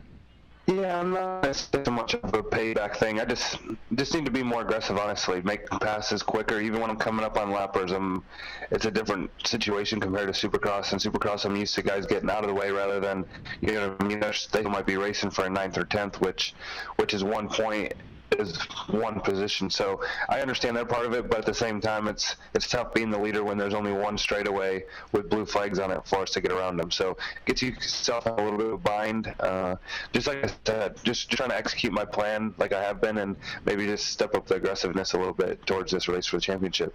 And you got a good wingman there with Gavin Faith. You know, he's been with you the whole series. So, you know, when you got Gorky and Hayes maybe gonna, you know, team up on you, you still got, you know, Faith there as a good blocker. So, seems like you guys have a good strategy heading into the championship. Yeah, for sure, and it even goes. It's an individual sport. Even on Gavin's part, everyone's here to do the same thing, and try and give themselves. It's a position to be in Vegas for the championship, and that's one of the things I'm mainly focused on. You can't have a blow-up round or nothing crazy. Just be consistent and just try and get race wins and try and get away from the carnage. And that's something I've tried to do a lot this year with the starts, and focus on the starts and the whoops has been my 2 main focus points, and stick to that plan and get a decent start. And I think, honestly, I feel great on the bike, like I've said before, and I'm just really looking forward to, you know what I mean, just having a chance at it and being in Vegas and lining up knowing I got a chance at it. Well, you know, talk about what it's been like being a part of Arena Cross. You know, it's more of a tighter-knit group, kind of more of a family thing. Are you having a good time over there? Everybody always talks about how much fun AMSOIL Arena Cross is. Tell us how it's been this year. Yeah, it's a blast. I love working with the guys I'm working with this year, Trayson and Andy, the mechanics, and Joe at Tyloo. You know what I mean? It's just crazy. Dave at Tough. It's a close group of guys I like working with, and I don't see myself getting away from the series, at least. I don't know. I want to race outdoors, and obviously I want to race Supercross, but when I got a chance at winning something like this is huge to me, and I just want to put myself in a great position. And like you said, it's a close group of guys, and I can't. It's just crazy. I love it, and at the same time, I feel like Trayson and Andy, the two mechanics, are like my dads at times, but then my best friends also. So it's cool to have that vibe and knowing at the races that we're here to win, but at the same time we're really close friends and we're all having a good time. Yeah, man, and the series is growing, and if you go out and win that championship, you got to come back and defend it with that #1 plate. That's going to be super, super fun next year, so you got to be looking forward to that. Yeah, no, for sure. And like, obviously, I'm still, even with the red plate, I'm still racing like it's white, and it's a deal where I've had a game plan all year long, and it took me a little bit to get it figured out and start executing it. But I feel like these last few weeks I have, and I've made a couple mistakes, just losing the front end, just pushing a little bit too hard, but that just comes with racing, and I'm the type of guy that wants to win, and if there's a win in front of me, I'm going to try and go for it. And sometimes you know what I mean, push a little too hard and lose the front, and it's just something I'm trying to learn. And at the same time, realistically, I was in the title hunt last year too a little bit, but I think I'm in a way better place this year, mentally, physically, just all around. The bike's good, and I think I got a good chance of it. Absolutely, man. And the vibe around your guys' series is just huge right now with resetting the points. Everybody's back in it in the top 10. You know, you're killing it out there, getting main event wins, but the Babbitt's guys want to come back and win. So, hey, a lot of eyes are on you guys. Good luck. Can't wait to see you guys get your series finished up here. It's going to be awesome.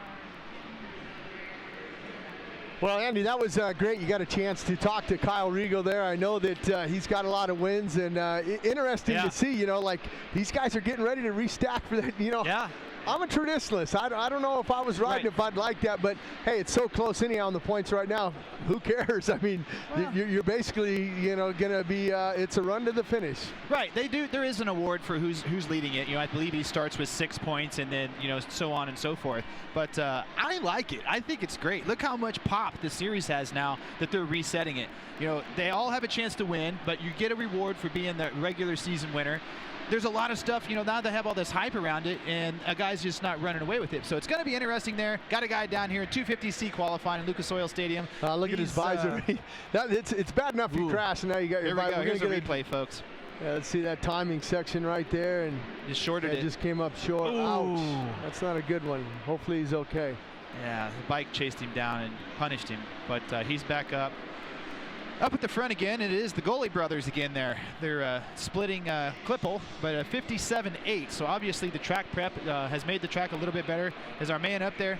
He's back up? Yeah, he's back up. Okay, Dr. John Bogner there on the right-hand side there talking. That's old T-Whip there working. But like you said, this 250 Group C qualifying there with Gully, both Gully brothers. It's a repeat of what we saw in that first time practice for him. And Vicky Golden's out there again, and look at her in the top 5. So I don't know, you know, at 59.9, she's in the top 5. We need to start. I'm gonna get on the numbers here and start crunching it, but that's going to be cool. We could be seeing history in the making right now with Vicky Golden in the top 5. What do you think, Jim? That's got to be close. Well, especially, you know, she's taken off. She found some more seconds because if I remember correctly, that first time practice, it was like a 102 for her. So she saved off a couple seconds off of that time, and hopefully, well, she just dropped down to 6. So that might do it. You know, we'll have to check and see if she makes it into the 40 fastest. Right. Hopefully she can do that, and we'll see what happens there. Well, the checkered flag's out, so history could be in the making. We see her right there. I mean, that's it. You know, we'll see if that'll get her in there. Hope so. That could be really, what was really that? Cool. A 59.9. 59.8 actually. 59.8. Yeah. Okay. So I'll write that down. She might be the first female to make it into a night show. We're going to give you some confirmation here before Race Day Live concludes, but good for her. She went out there and threw it down. So very cool. Very cool. Good effort. You know she wants to get that monkey off her back. You know, that's a huge accomplishment, making it to the night show and making it to 5 Supercrosses in a row and keeping herself healthy. So pretty cool. Yeah, that's going to take a huge weight off of her shoulders, like you said, and just if she can get that, and then now you move up to the next step on the ladder, you get a chance to go out there and ride a heat race. As we're going to get a chance to look at the times there. You're going to see both of the Gully brothers up front with a 57.3 and a 58.1, and then you look down a little bit there, and you see Vicky Golden sitting in that 6th with that 59.94. So. You know, we'll have to have old Stretch Kessler there kind of check and see with the AMA and see if she makes it in that top 40, and she'll make history here tonight in Indianapolis if she can do so. Very exciting. You know, that's cool. I'll tell you what else is exciting. The Monster Girls just stopped by. I know you guys at home can't see them yet. They just came by the set, and they're taking some pictures with some fans and stuff. Who knows? Maybe we'll get them up here to say hi to us, but I know that's my goal right now. No, but... well, these guys here lining up, their goal right now is just to stay focused and try to get into... we're going to see these guys out here and, you know, see if they can make the night program also. Absolutely. You know, that was our 250C qualifying that we just saw. But 250B's coming up here next. Some fast guys, Preston Mole, Jace Owen, you know, AJ Catanzaro, you see him back there, number 64.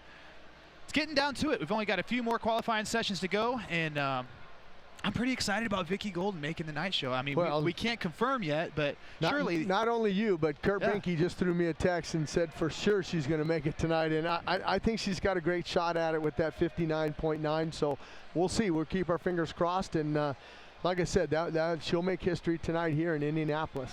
Absolutely. Cool, you know. Like I told you, there's a vibe going on here. Look how many people are inside here watching practice and qualifying. You know, it's almost packed on that complete lower level there. Yeah, the crowd's pouring in the front doors here. They're checking out the race day live set and checking out the Top Fuel dragsters and all the cool stuff going on in here. But, you know, I'm waving my arms again, and I'm all excited. But I tell you what, good night. It is going to be a good night. I can't wait to see it. Can't wait to see these main events. Can't wait to see if Vicky Golden does get in there. You know, how cool. It's going to be her first opening ceremonies. She might be in that first heat race at the night show. We're talking about her a lot, but she'll hey, be in there. Yeah, that's what when you make it into the night show and you're a female, you're going to get talked about. So congratulations. We hope. We're going to update you guys soon.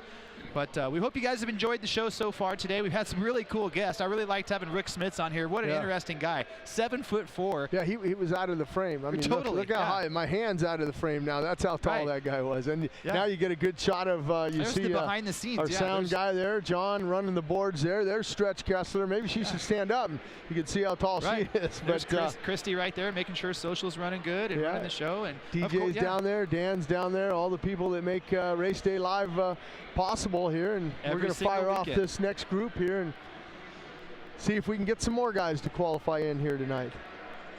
You know, I'm looking forward to Blake Baggett, though. I really want to get Blake Baggett up here and ask him, you know, what happened with him and Anderson. What's going on with that takeout, what did John Gallagher, you know, say to you before that restart of, and then he pulled you over and he was talking to you again. Just curious on what he had to say. Rather dramatically. So yeah. But real quick, a word from our sponsors. The AMSOIL products that put racers in the winner's circle are the same products available to you. AMSOIL makes a full line of oils not only for your power sports toys, but also for the cars and trucks you drive. Choose AMSOIL Performance for any engine. And if you want to win, MMI and AMSOIL have teamed up to give you a chance to win a replica of Kevin Windham's Honda CRF 450R Supercross bike. Go to winkevinsbike.com for your chance to win. MMI, the official technical institute of Monster Energy Supercross. And we're going to be ready to go here. 250C or 250B qualifying coming up. It's going to be good. You know, some serious heat out there. Jace Owen, you know, AJ Catanzaro, Preston Mole, you know, guys that can be into that main event tonight. Well, they're off now, and they got that whole shot device compressed there. They go into that first turn and immediately right into that rhythm section. And after that, that's going to be that nice right-hander where, you know, some of the guys, you see them tripling out there. Yeah, they've done a little bit of track work. The ruts are, you know, in better shape. Going to be cool to see what the whoops look like, you know. Let's see how much they've dressed them up, or if any at all, because they were getting treacherous. So here they come into your screen right now. There's the whoops. Still treacherous. Still pretty gnarly. Yeah. Yeah, I think that, you know, the night, you know, especially in the later stages of the main event, those guys are not going to be blitzing those things. They're just going to be jumping, you know, 2, 3, 2, 2, and then maybe, you know, get on top of a few of them at the end there. It's going to be hard tonight, that whoops. And we've already seen a lot of guys in those previous qualifying session and stuff. So it's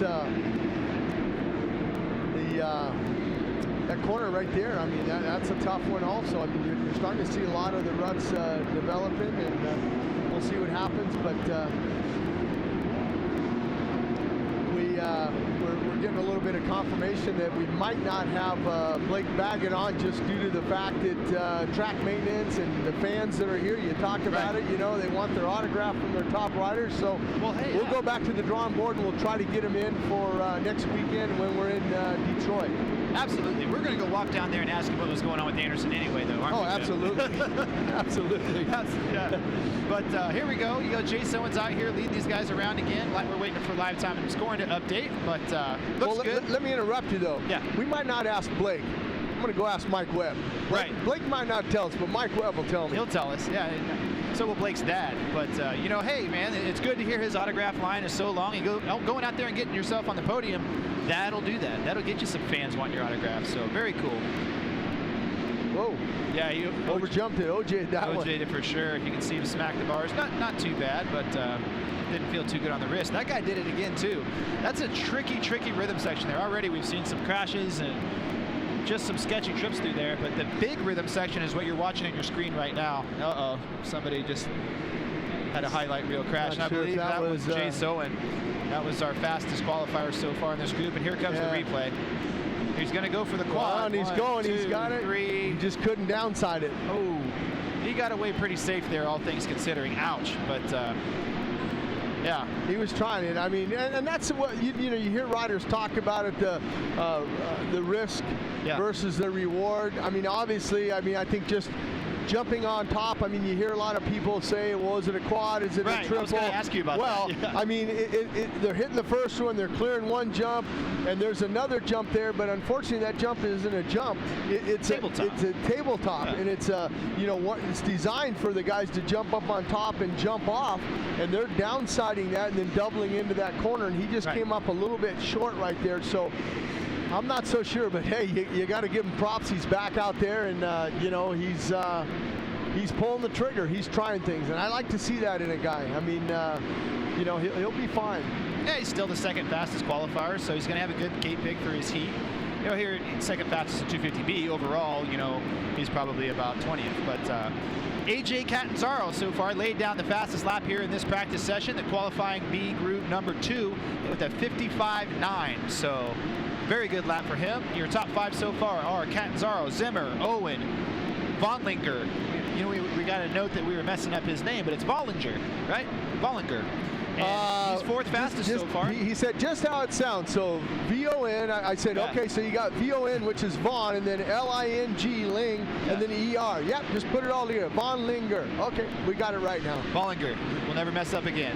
Anyways, he's the 4th fastest here, and here's another replay. Oh, that was the finish line double there for that rider. See how those ruts just, you know, he shorted it a little bit, but not too bad.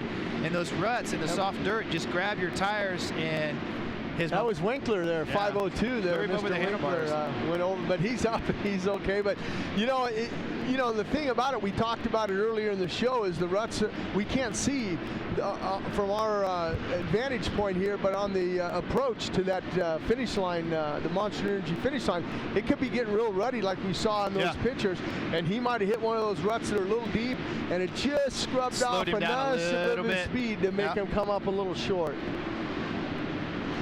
Now he's got to start the motorcycle. I think that's T-Whip out there, the Bell track crew kind of telling him, hey, you're all right. He's back in. Let's see if he goes to the mechanics area. Yeah. Catches his breath.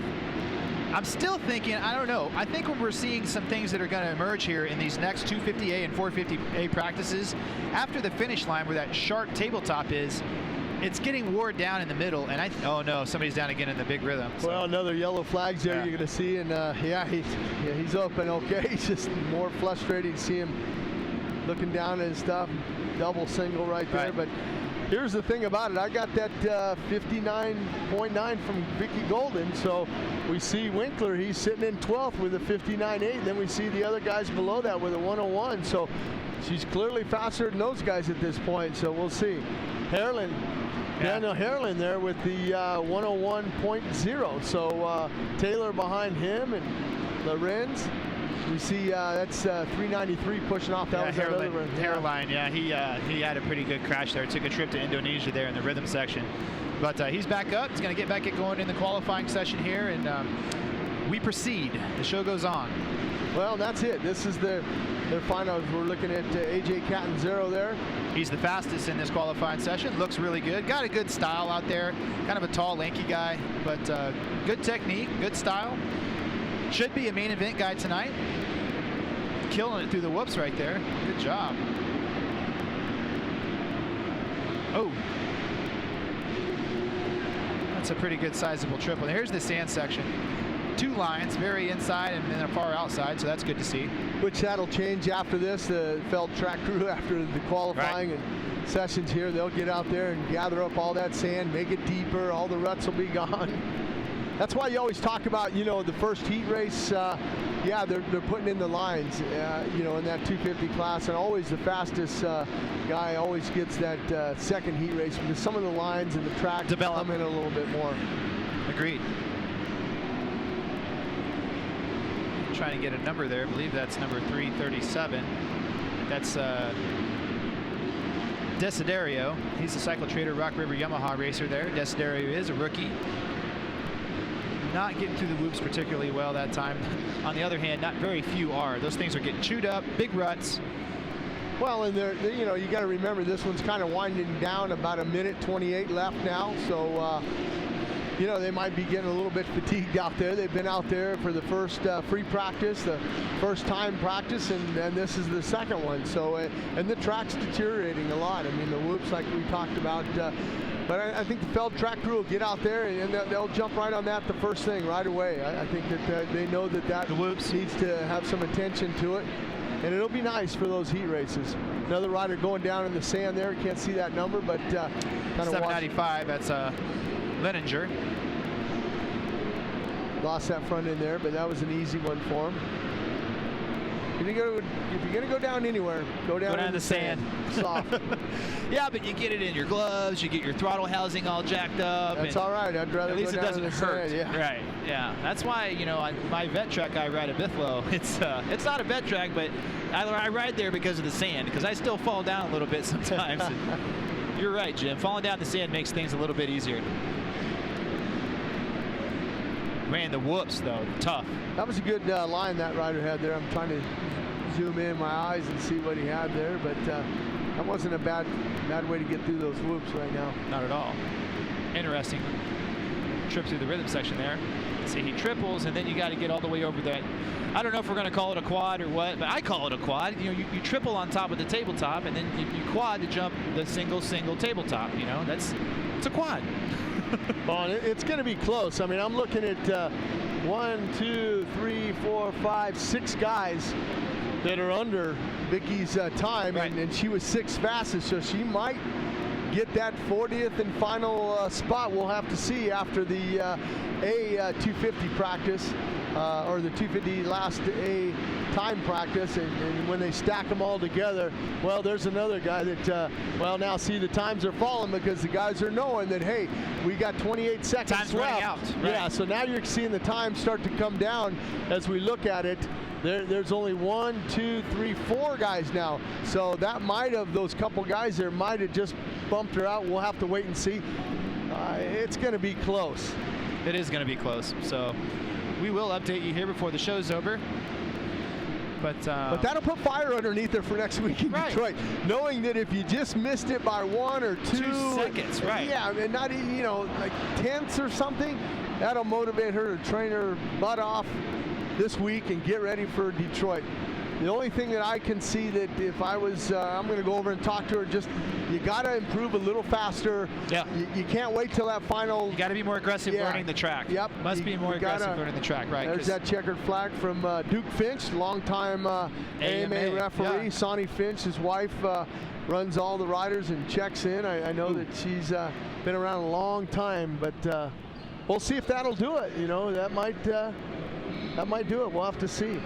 Hopefully it'll do it. You check out the times there, and for you girls out there that are looking, Vicky Golden was at a 59.9. 59.9. So that's just right behind Winkler there, and we'll see what happens. Well, it's out of her hands now. That's right. You know what time it is now, though. You know what's left.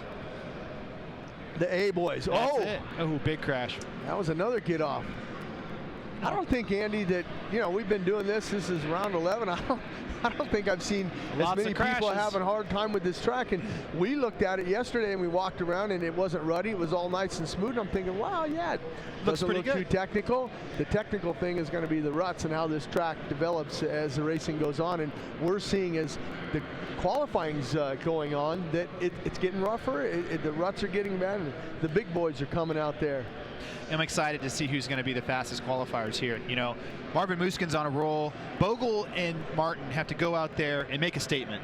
They need to show that they're just as fast as he is. They need to show that they're faster. You know, if they want a chance at this championship, now's when they have to strike. They have to start making some statements, which is tough because Musquin is absolutely killing it today. He's flying out there. There's Colt Nichols there, up-and-coming rookie. Yeah. Well, please stay with us, folks. Coming up next, like we just mentioned, are the 250A and 450A fastest qualifiers of the day. So enjoy these messages from our sponsors, and we'll be right back. Welcome back to Lucas Oil Stadium here in Indianapolis. This is the 250A qualifying group number 2. There's James Dakotas in your picture there, and James Dakotas has been riding well. Yeah, he's working with Gary Bailey on his technique and getting some starts, finally getting some good main event finishes. So we'll see how the Ripa does here tonight. Yeah, the man from Massachusetts there, 6th last weekend in Daytona. Good to see him up there, and don't count him out for getting that hole shot in that main event. He's good starter, great starter. Let's see what he does in this section after you make this round corner. Let's see, here he goes. Yeah, see, it's a double already, and double, and there on top and off, which that's good. I mean, that's that risk versus the reward right there. So we'll see what happens with this. It looks like he's on a heater right now. Let's see how he gets through the whoops. Yeah, just the first lap. He did good. Oh, his feet almost came off the pegs there. The whoops are treacherous, you know. Yeah. And here's Bogle. Yeah, he backed it down now. Yeah. He wasn't having a very good lap, but you know, a lot of time to go here. Well, here's the question, Andy. You think that anybody can beat that 52.2 that Marvin Musquin, or you think that the times are going to be slower? I think the times might be a little slower. I don't know. It looks like to me like the track, well, Jim, since that second time out, the final time out here looks a little more ruddier. He just put up a 52.6 on his second lap, so, you know, I don't know, Jim. It's pretty close. That's 4/10 off of the 52.2, so there's Bogle I'm going to go ahead and back you up there and say I think we've seen the fastest laps of the day. Yeah, I'm just watching the bikes going through the whoops, and you know, everybody's struggling. They enter in on the right, they go to the middle, they go back to the right, they go back to the middle. They're just, you know, they're dancing right now, and that was Marvin that I was watching dancing through the whoops. Let's watch Marvin here. Again, so tight on the inside there. I can't express how hard that is to do and how much that drops your lap time down. So he ran a 53 flat that lap. So yeah, the track's breaking down. I'm going to venture to guess that a 52.6 is going to be the fastest lap of this session. But you know who I'm really impressed with is RJ Hampshire. Second qualifying session in a row. He's in the top 5. Right now he's P3 with a 52.9. Him and Bogle both have 52.9s. So impressive run for the rookie there. And Martin Davalos, you know, we got to remember Martin Davalos, where's he been this year? He won 2 races last year before getting injured. Hasn't really arrived yet, Jim. No, we saw a little bit of that.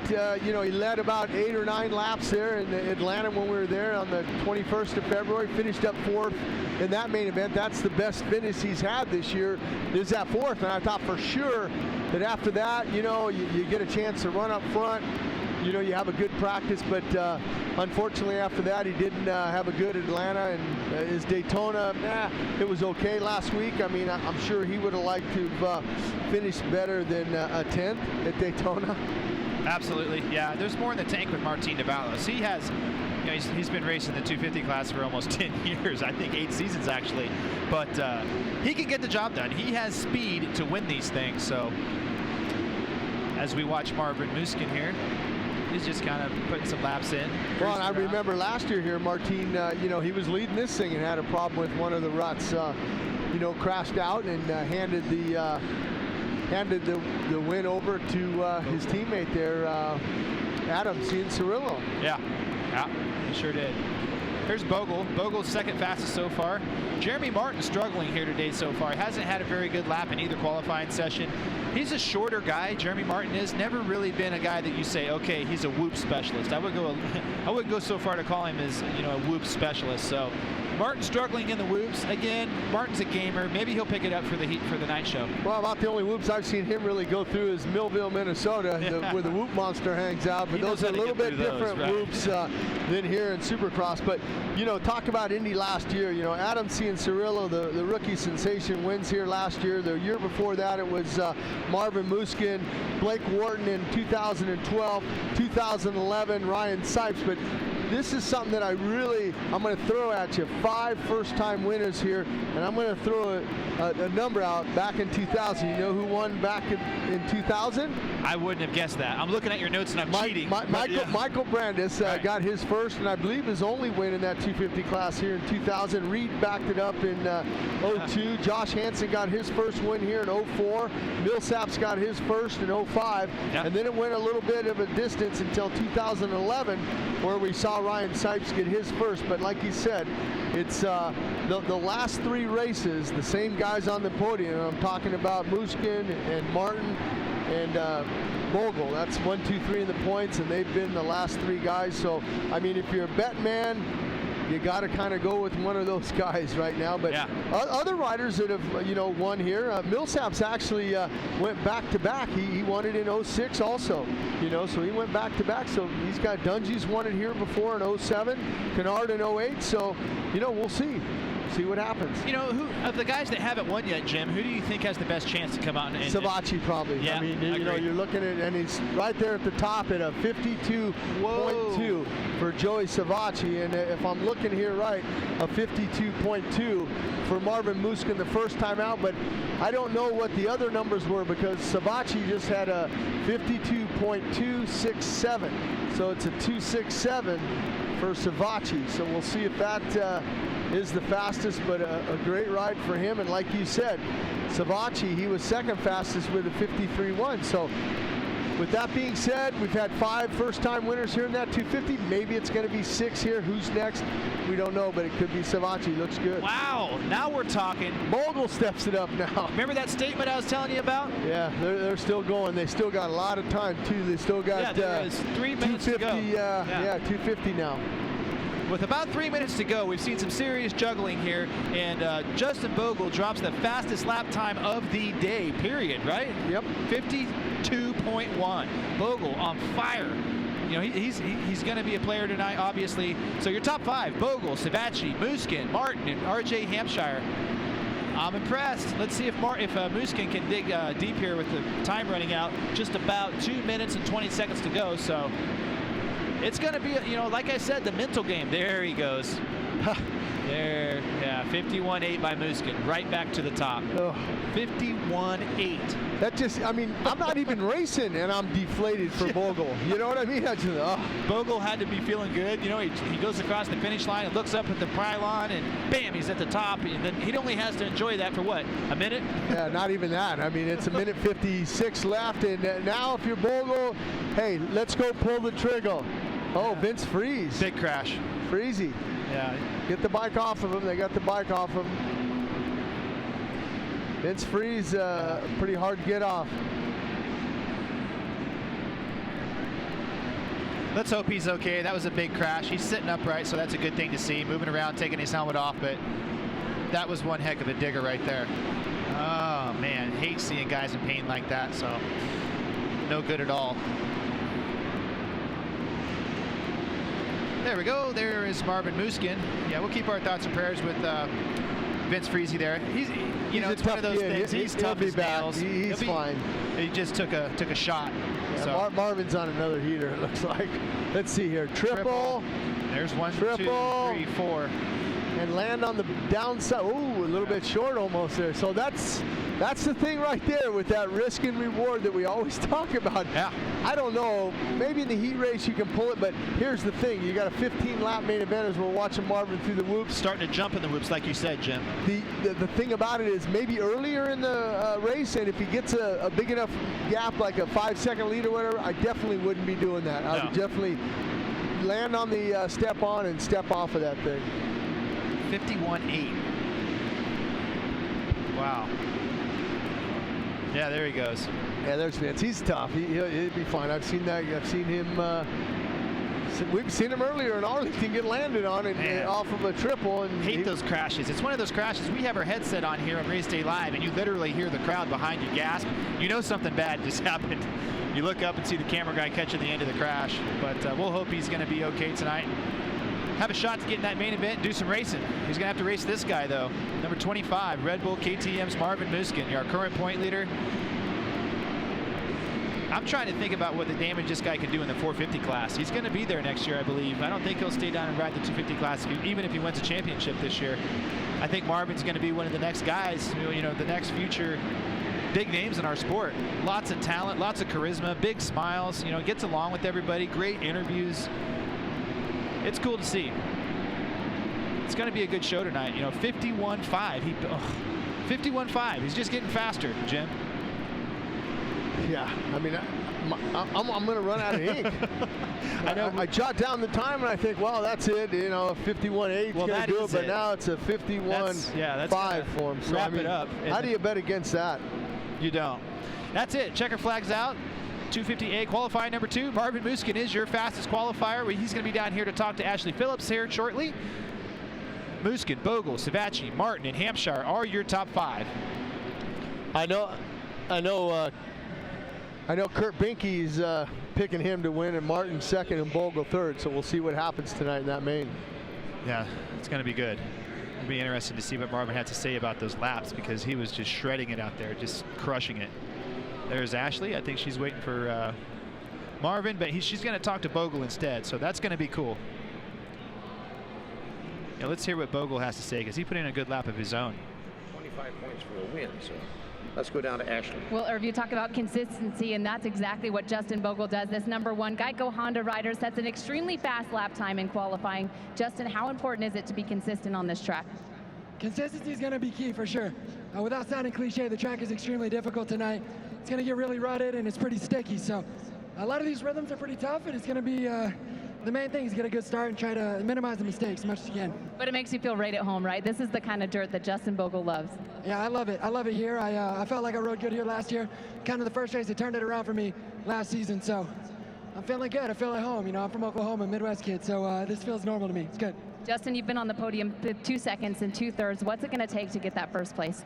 I'm hungry. I'm hungry like I haven't eaten in weeks. I want it. You know, I feel like I prepare harder than anybody, and love to go out there and get a win. My dad drove all the way up here from home, so got to go do it for him.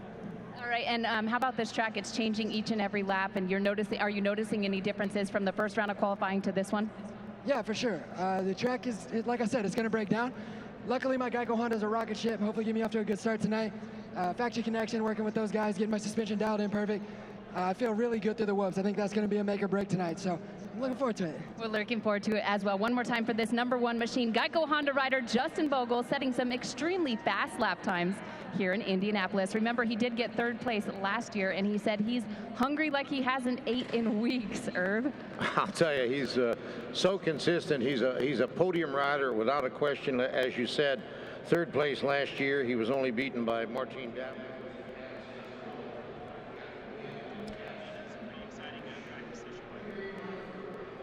Yeah, well, you hear you know, those guys out there and hungry, hasn't eaten in a week. He's gonna have to have a little bit of food in there, because it's gonna be a hard main event tonight. I always like to say hungry like a wolf. You know, hungry like you hadn't eaten weeks means you got a kind of a problem or something. I don't think Bogle has any problems at all. He's gonna get along good with this technical ready track, and you know, it's building up, man. We got one more qualifying thing to go, the 450As. The crowd is pouring in here. It's just cool to see all these fans. Everybody's stoked. Practice has been crazy. You know, we saw Baggett and Anderson getting into it. We've seen some crashes. The whoops got ruts in them, Jim. I'm telling you, the goosebumps have been pretty steady and consistent the whole show here, man. Yeah, it's going to be an exciting night, that's for sure. I mean, these guys are battling, and I'm curious to see when we see the 450A group go out for their final time. You know, Dungey that first time out there had a 52.6. Trey Canard at a 52.7. We'll see if those times have dropped, and you know, I'm still kind of pulling for Marvin Muskin to have the fastest lap time. He turned in that 51.5 now. So Dungey and the boys have their work cut out for them. I just think it's a little bit easier to maneuver a bike, you know, when you're racing against the clock on a track like this. It's ruddy. Now in race conditions, 250F, you got that starting line. That's where you have the problems at. Yeah.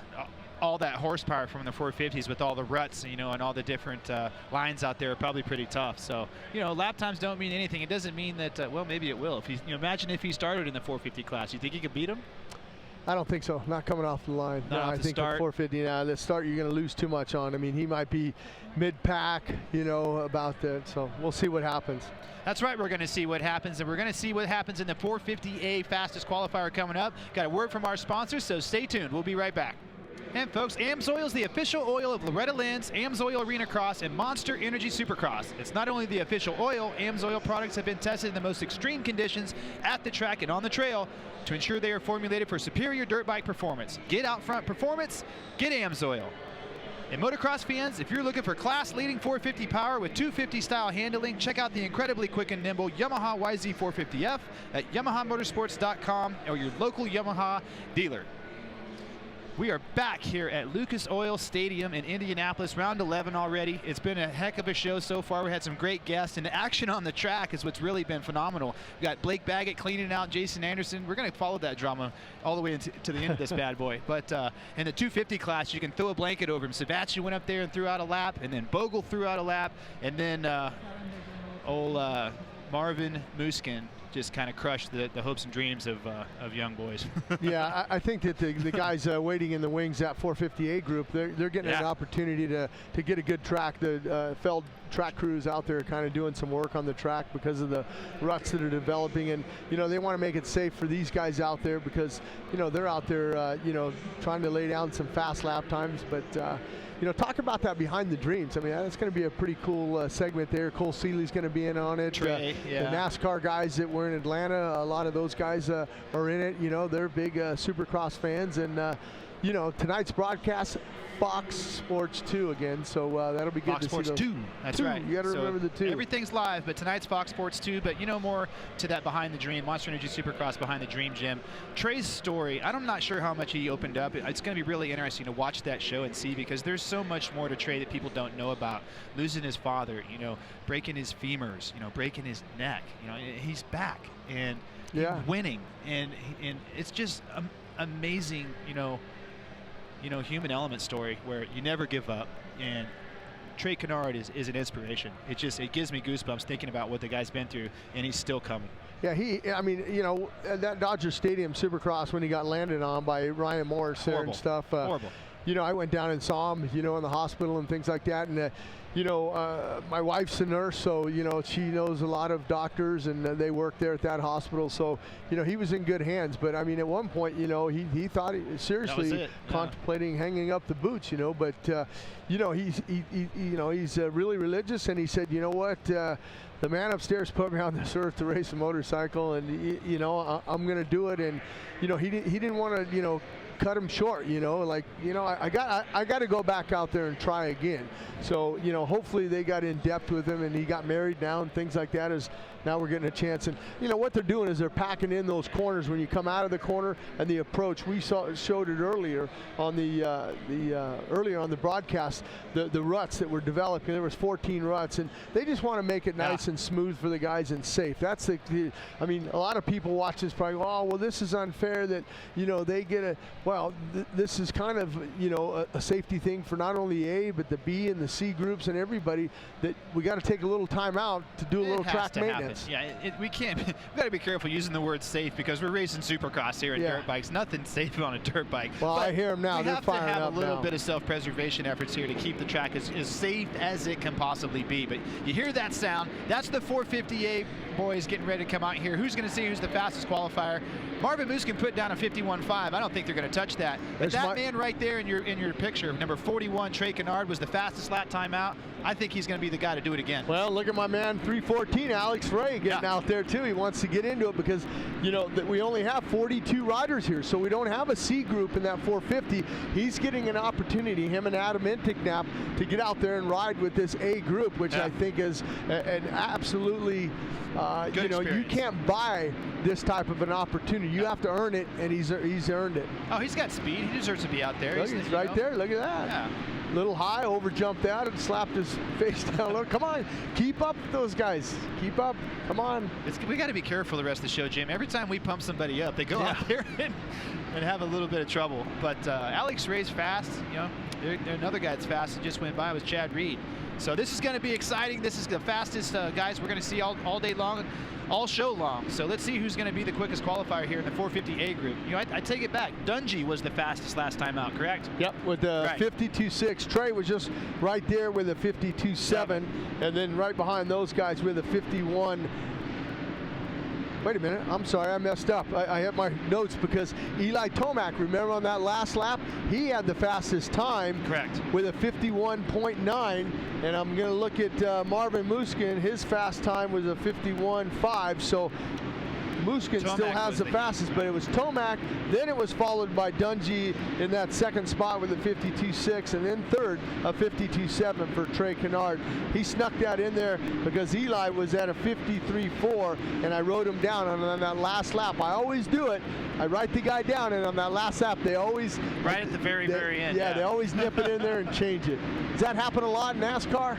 Oh, yeah. With Clint well, stuff, with last their lap, knockout qualifying thing, that they wait till the very end, and sometimes a guy won't even go out there until a minute before the bell's going to ring, and he'll barely get the green flag, and he'll steal the pole right at the last minute. But yeah, that's NASCAR. This is Supercross. Well, just like he did, he probably waited till the last. It's just under a minute, so he probably waited. His mechanic said, "Okay, now's the time. Go, lay it down," and he laid it down. Eli Tomac, that first time practice, of 51.9. We're getting a chance here to watch Jason Anderson now. You know, Jim, I mean, we've been saying it for a couple weeks, but the Honda boys need to win. They need to win now. Dungey's got a 40-point lead. Instead of the Honda boys making up points, all Dungey's doing is pulling away, and that has to stop. There's 7 rounds to go. It's not over, but the way he's riding, you know, not a lot of bad things are going to happen at number 5, I don't think. Look at that corner. Nah, he's on track. I mean, you got 7 minutes and 18 seconds left there. You saw he's doing everything right. He's hitting all. Oh, another white flag with that cross flag. I'm not sure who it is. We'll get a chance to see the replay. It is Trey. That's that risk versus reward. Yeah. Trey Canard going down right there and pushing his bike. He's okay, but that's what I'm talking about, Andy. I've talked about it earlier in that broadcast. I mean, you might be able to get away with it early in the main event, but you're not going to be able to do it all 20 laps. And when do you stop doing it? You know, the lap before you did it perfect, the next lap around you're thinking, okay, I can do it again. Into the crash. I think his handlebars got torched there a little bit, so that's not good for your momentum. You know, there I was again talking up the Honda boys and how they need to win, and then there they go again, cartwheeling through our screen here. So, yeah, geez. But here, look at Dungey making the pass on Anderson. Did you see him cut to the inside there? Yeah, he just railed that thing right from the inside there. Just got a text from old Kevin Barnett. He says the track looks nasty. It is nasty, Kevin, that's for sure. Not sure if it's going to get quite as nasty as last year, but it is definitely nasty. Lots of ruts. You know, Bogle was just talking about that. Very technical track. It's a good thing they didn't make the track too gnarly, because with the dirt and the ruts, it would have been nasty. I mean, it's nasty the way it is, but it's going to be some great racing. Well, we talked about it yesterday when we were here. So yeah, I'd like to take a lap. I don't want to take a lap now. It's too ruddy. Yeah, I'm one of those fair weather riders. You know, the track's got to be perfect. You know, great conditions. Smooth. I don't want to ride. There's too many ruts. Dungey crushing it in the whoops. Yeah, he looks good. I mean, that's just, you know, that's a tribute to that motorcycle that he designed. He knows he can put it anywhere and go anywhere, and he knows what it's going to do. And there's another one on the outside in that sand. He's laying down a fast lap. Let's see what this one's going to be in for Ryan Dungey. Well, you can kind of tell by his body style. See how he's up on the bike. He's on a heater. Yeah. Really working it. Well, there's 2 KTMs in the top 4 there with Andrew Short and Dungey, you know. But look who's at the front. You know, surprising. Weston Pike. A 51.8 is the fastest so far here with 5 minutes to go in 450A qualifying number 2. Well, that's faster than that 51.9, but now at a 51.4, who has the fastest lap time, Cole Seeley, and his manager, Ryan Seacrest, he gave me a call and said, Seeley for the win tonight. And, you know, he looks good here in this final practice. Not Ryan, Brian. Okay. Did I say Ryan? I don't know. I get it mixed up, but Brian Seacrest. Seagrass. Right. But man, how exciting is that? Well, maybe Brian Seagrass is hooking up with Ryan Seacrest and maybe getting him some more money. Who knows? Who knows? What we do know is it's awesome because Cole Seeley just cracked off a 51.4. Cole Seeley and Weston Pike are your fastest two guys here with 5 minutes to go in 4:58 qualifying number 2. Let's run down the top 10 here. Seeley, Pike, Dungey, Short, Weimer, Millsaps, Tickle, Grant, Eli Tomac, and Blake Baggett round out your top 10. Missing from that is Chad Reed, who's down in 12th position. Reedy is not getting along with the track yet tonight. Doesn't mean a lot with that guy. He can still go out there and win this thing, but I'm excited to see Cole Seeley up there. He could have won this thing last weekend. 51.4, 3/10 faster than now second place Eli Tomac. So it's shaping up to be an outstanding race coming up tonight on Fox Sports 2. There's Seeley. He's got the hammer down. He said on the track walk, I found a setting on my bike this week. It's hooked up. It likes the soft stuff. It likes the ruts. As somebody was down hard at the end of the whoops there. Well, and you look at it with Seeley with that fast lap time at 51.4, his last lap of 55.6. So that's how much focus and energy they put into. Is that Tomac down there on the other end? I can't quite make it out, but we just saw the replay there. See him there. Let's see here. No, it's Ray. See, we got Alex Ray. We jinxed him again. I know Kevin Barnett's a big fan of Alex Ray, and myself. Well, you know, used to wear the pink helmet all the time, and we used to call him Pinky. But he's a tough kid, Tennessee kid. You know, who's helping him out? Look on that sheet and see who's helping out old Pinky. Alex Ray lists KI Speed, BWR Engines, SSI Decals, Freeport, Honda, Kawasaki, Recluse Motorsports. Those are his sponsors. I got to get him a massage therapist for after today because he's probably pretty beat up after that crash. You probably know a couple of those, don't you? Burbank Bomber comes to my mind. Oh, man. Good times here today in Lucas Oil Stadium in Indianapolis. We are just about done here with qualifying, but we can't say it's over yet because every practice or qualifying event we've had, they've jumped in up here and put up a heater at the very end. But so far, Cole Seeley, Eli Tomac, Weston Pike, Brock Tickle, and Ryan Dungey are your top 5. Bam! There goes Dungey right to the top. Wow. He wants to win another one. He wants to keep that streak going. He wants to add to that. Yeah, Eli Tomac, 51.3. The times are dropping like flies, that's for sure. Now this is exciting, man. Just about 2 minutes to go. The track maintenance has helped. Everything is this is about as exciting as it gets for qualifying. I'm pumped up. Tomac, there he is in your screen right now. He's the heat. Should I write him down already? With what do we got left? 145 left. Do you think I should write down, or you think we're going to drop some more time? It looks like you bled all over your paper here. You got any ink left in that? No, not a little bit. But I mean, that's just, you know, the Feld track crew. They presented a track that's going to turn out with good times. That in an intermission that they went out there and kind of cleaned up some of the corners and things like that, so these guys could carry that speed into the next sections. You know, I think those heat races are even going to be faster once the Feld track crew gets a chance to really, you know, work their magic on this track. It's just exciting. I love it. Tomac, Dungey, Seeley, Pike, Tickle. How about Tickle, man? That's a heck of a good lap for him. Canard gets up from his crash and goes out there. Now Canard's second, 51.3. 2 100ths off of Tomac. Yeah, you got a couple Hondas, a KTM. Yeah, 3 Hondas in the top 5. Look at Millsaps now. Yep, Millsaps has been fast all day. All Millsaps need is a start. You know, I don't know if he can go for 20 laps. He's banged up, he's limping, but as action continues here in 450 Group A qualifying number 2. Who's going to have the number 1 gate pick for the heat races? Who's going to win round 11? Who's next to win this thing or get in the podium? I think Trey's out there with a bullet head, no visor. Look at that guy. Running the full bullet head right now is Canard, and he's the second fastest guy. Yeah. No cares given right there. Outstanding action here in qualifying today at Lucas Oil Stadium. Huge crowd on hand already for practice and qualifying. You got to remember, folks, we are 3 hours from the night show. We still got 3 hours, and this place is already half full. They're just pouring in here. They're stopping by the Race Day Live set we have here. It's just awesome. Can't thank all of our sponsors enough. Yamaha, NMI, AMSOIL, DC Shoes, making all this happen. Once again, Fox Sports 2 tonight, ladies and gentlemen. Fox Sports 2, tune in. It's going to be one heck of a race. The Ruts are creating a big challenge for these racers. Checkered flag is out. That's going to do it. I don't see anybody else out there in a heater. Here comes Dungey. Let's see if he...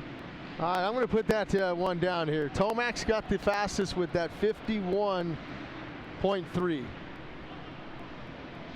51.37, Jim, because what's important about that is Canard's only a 51.39 behind. Okay, so I got to write everything down. 3.72. Tomac's going to head down to Lurch here in a little bit. We're going to hear about his lap because that was an exciting qualifying effort right there. It's going to be cool to see what lines he chose, how he got through the whoops, if he was jumping the quad. Can't wait to hear from him. Man, I wish they'd all... There's Canard with the bullet head. It looks like it's going to be Trey going down here to talk to Lurch.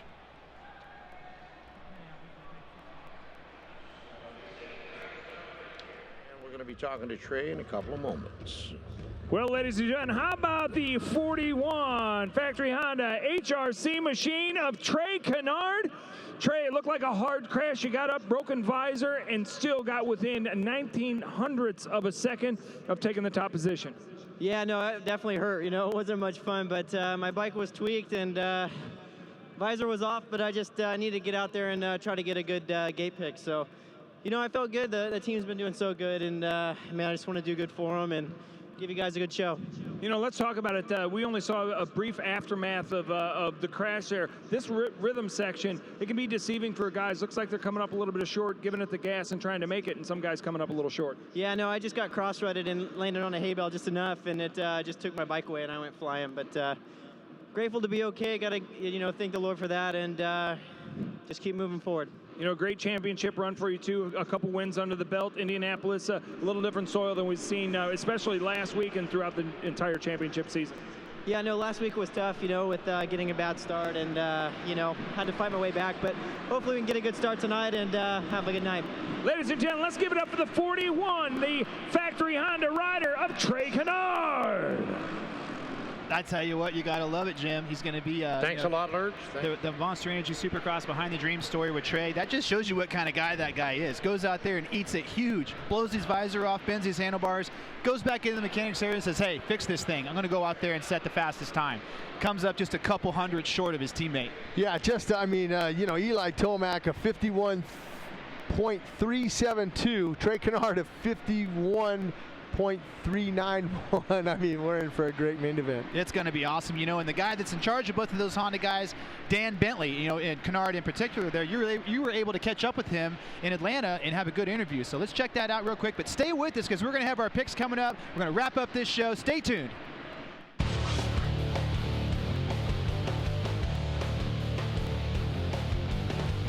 Jim Hawley, Race Day Live, presented by AMSOIL. Well, this is that nice little segment I like to call the sit-down piece, and today we're sitting down with the Team Honda manager, Dan Bentley. I got it right because for so many years I was calling him Bentley, but it is Bentley. Welcome to Atlanta. Thank you very much. I'm glad to be here. I got to ask you, you have history here, and what I'm talking about is you've been around the sport a long time. You were Jeff Stanton's mechanic, won a lot of races, won a lot of championships, but you guys got your first here in 1989. Yeah, that was correct. That was a great night for Honda and for Jeff and for myself. Yeah, it was a great experience. Yeah, I was kind of looking at some of my notes, and Ricky Johnson finished up second, so you went 1-2. But talk a little bit about, you know, when a rider gets his first win, you know, under his belt.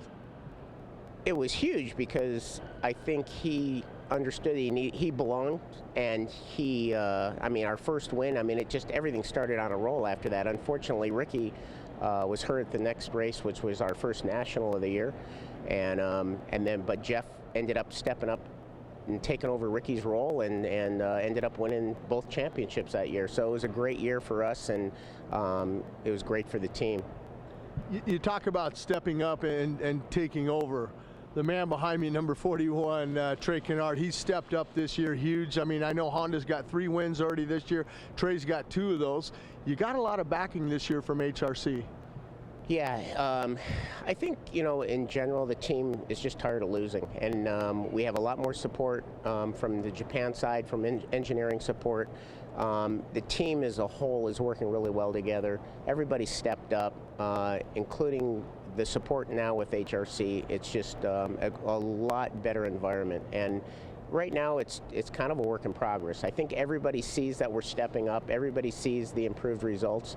But I look at this as just the beginning, and I see this moving forward. And my goal is to turn this team back to what it was in the 80s and early 90s. And if I can't do that, then somebody else can take over and see if they can do something different. But that was my goal coming into this position, and I'm starting to see some fruits from the labor, and I'm getting kind of excited, and I think everybody else is too. I want to talk to you, Dan, about your satellite teams, the Geico Honda team and things like that. We've seen in the past, Trey, as a matter of fact, one of those guys that kind of stepped in when some of the factory Honda riders are injured. They come over and you kind of get a chance to see what they're about. And I'm talking about the number 14 now, Cole Seeley. He had a third last year for you in Indianapolis. He's already had a second this year. Kind of a little bit of a rough start. I kind of ribbed him a little bit. I said, hey, you got that number 14, but the first two rounds, you were 14 and 14 in the main events, although he had a heat race win in Phoenix. That's right. Cole's done a great job. I mean, he did a great job when he was standing in for us last year. And he's actually doing better than I expected, quite honestly. But I think he now, again, believes he belongs, and he's able to race with these guys. And I think it takes a little time to figure out, these guys are kind of racing again on a little bit different level than the 250 class. So Cole understands what he's up against right now. I think he has a great training program. He has some good people around him. I feel like we're giving him really good support and trying to give him the bike that he wants, and his results have shown that. I'm going to ask you about the number 3, Eli Tomac. A little bit of a roller coaster ride, getting his first win of his career in Phoenix that night, round 2. Had some great races, but he's been up and down. Yeah, unfortunately, I mean, obviously he's shown the speed. He has the speed. He's as fast as anything out there. He's just shown a lot of inconsistency, and he's hit the ground a little bit. And I think that's something he's going to have to work through himself. I think he's really happy with the equipment and everything right now. We just need to, I don't know, maybe calm down a little bit, slow down to go a little faster. I don't know, but he'll figure it out. He's a great rider. You've been around a long time. You got a lot of history in the sport. I got to ask you, back-to-back Atlantas as a team manager, does that work for you, leaving the hauler in here and coming back to the same facility? I know it works for my team because it's a lot less work for them. I mean, as a team manager, I fly in on a Friday, so it's not a lot of work for me, but these guys, it definitely helps them out. And I know we usually prep after the race, so it was really convenient for these guys. They were able to get it done pretty simple, leave everything in the convention center and then get out of here. So it's good. You talk about the back-to-back. It's round 9 in Atlanta. Your guys are Trey's sitting 25 points out right now. By all means, you're not out of it. I mean, a lot of people are saying, well, Dungey's got a 25-point lead, it's over. But you know as well as I do, I got to go back to when you were battling. Well, you were a mechanic for Jeff Stanton, but Stanton was battling Damon Bradshaw in the Coliseum, and nobody thought that you guys would win that championship, and you did. We got to go all the way to May 2nd, Las Vegas, when the checkered flag flies after the 20th lap. Then it's over. You guys are still in it. Oh, for sure. It's never over. And I witnessed that, with Stanton. But, you got to keep focused on the job at hand. And I keep telling these guys, you got to look at being on the podium every week, minimum. You got to keep focusing on winning races. If you're on the podium every week, you're going to win, right? And right now, championship's way too far down the road to be even worrying about. You just need to stay in contention, and whatever's going to happen is going to happen. I want at least to get another 3 wins out of this season, possibly 4. If we can do that, I'll be really happy, and I'll feel like we made a statement this year moving forward. Something else you're doing that I really like, Frederick Norn, he filled in for you last year. You guys have already been starting to work on your outdoor settings with Frederick. Yes, Frederick's done a great job for us as a fill-in rider last year. He brought a whole new aspect to the team. It's taught me a lot about team environment and how everyone worked together, chemistry within the team.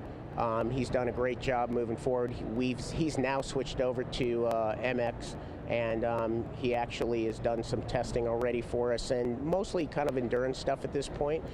Within another week or two, we'll start working on some outdoor chassis settings. Yeah, hopefully when these guys, meaning Trey and Cole and Eli, get on the outdoor settings, we'll already hit the ground running. You know, we won't have to spend a lot of time to get up to speed. Well, time's up with Dan Bentley, the team manager of Honda. They got 3 wins already this season, 2 with Trey Canard, 1 with Eli Tomac. He wants about 4 more, I think, maybe tonight in Atlanta, round 9, February 28th. I'm looking for Team Honda to get a win here.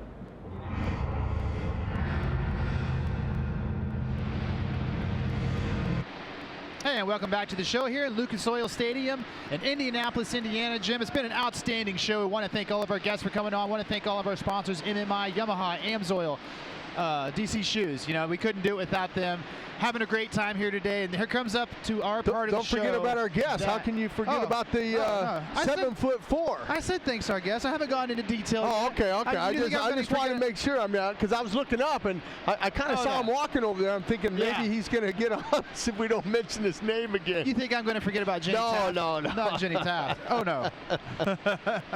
I'm just pulling your leg. We've been having a great time today. Yeah. You know, that's why you got to have fun when we're doing Race Day Live, and this is probably one of the funnest times, when we get a chance to pick here. But I want to let people know, Vicky Golden did not make it in Indianapolis. She was so close. She was about a half a tenth off.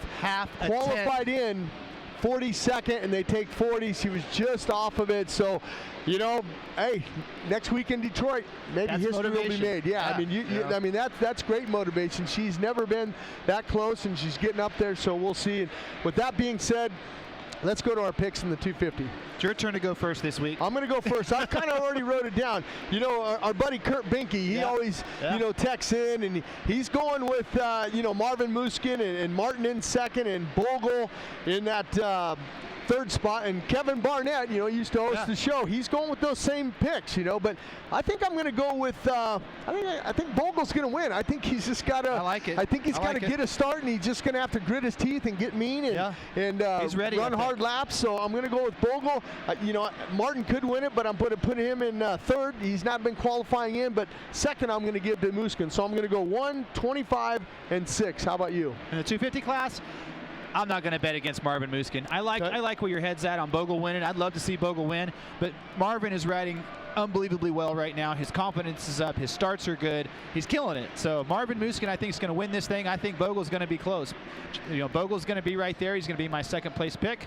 Third place pick is Joey Savatgy. I think he's going to get in there. Haven't been too impressed with Martin today. Martin seems to be struggling a little bit, and I think Joey feels a little bit of sense of urgency. He's the lone wolf over there with Monster Energy Pro Circuit. So you're going to go back to the Arlington results. That's right. All right. He's going with Arlington. All right. In that 450, I mean, what do you do? I mean, I know Kurt Binke, he likes, he likes Dungey for the win. So does Kevin, and a buddy of mine, Joe Root, he texts in. He said also Kevin. So those guys are going with, Ryan Dungey to win. All 3 of those gentlemen there. I think I'm going to go with Eli Tomac. I just think the track's going to get ruddy and nasty, and I think that he's going to pull it off. In second spot, kind of a little different for me. I think that Trey Canard is going to be in that second spot. I just think he's hungry. And then after that, I don't know, we haven't had his picture up here, but I'm going to go with Cole Seeley. Man, I like it again. I'm going to go with a Honda sweep of the podium here in Indianapolis. Joe Root thinks that second spot's going to go to Seeley, and Tomac is going to be in third. Kevin thinks that, it's going to be 5.3.14, and then Kurt Binke 5.3.41. So we're all over the board. Andy, where do you have? Because, I like your picks. I like your picks, but look who you've left off. You've left off Ryan Dungey, who's won 4 main events this year. Yeah, but I just think left off Chad Reed, who's won a main event this year. Yeah, I know it. Millsaps has been fast all day. I know it. It's crazy, but those are great picks. Seeley's going to be tough tonight. So my 450, I'm going to match you. I think Eli Tomac is the guy here today. He's been our fastest qualifier in both qualifying sessions. He has to win. I think the championship is done for him, but I think he's going to click off some wins down the stretch. And I think tonight's going to be one of them. Eli Tomac is going to win this one over Ryan Dungey. I don't know if Dungey's going to be able to win this one here tonight. We haven't had any streak at all. A streak is when you win 3 in a row. Dungey's won 2 in a row. I think he's going to come close tonight. Ryan Dungey will be second. And third place, I think, is going to be Trey Canard. Trey's riding great. So my podiums are Tomac, Dungey, Canard. Those are good picks also. I mean, it's just, you know, the thing about it is it's going to come down to a start. Yeah. Who makes the least amount of mistakes? Who, you know, if you do make a mistake, how do you rebound from that? Are you going to make another mistake the next lap, or are you going to, you know, get back into the rhythm right away? And that's it. I mean, I know that no guy is going to go out here in the main event and run 15 perfect laps in the 250 or 20 in that 450. There's going to be mistakes out here tonight. I can tell you that right now. I agree, Jim. That's what makes it so exciting. I think this is going to be one of the most unique events of the series so far, of the championship, because like Jim just said, the ruts are bad. The truck is gnarly. I mean, the track is gnarly, you know. And well, the truck's gnarly too. Yeah. You got a gnarly truck, right? Right.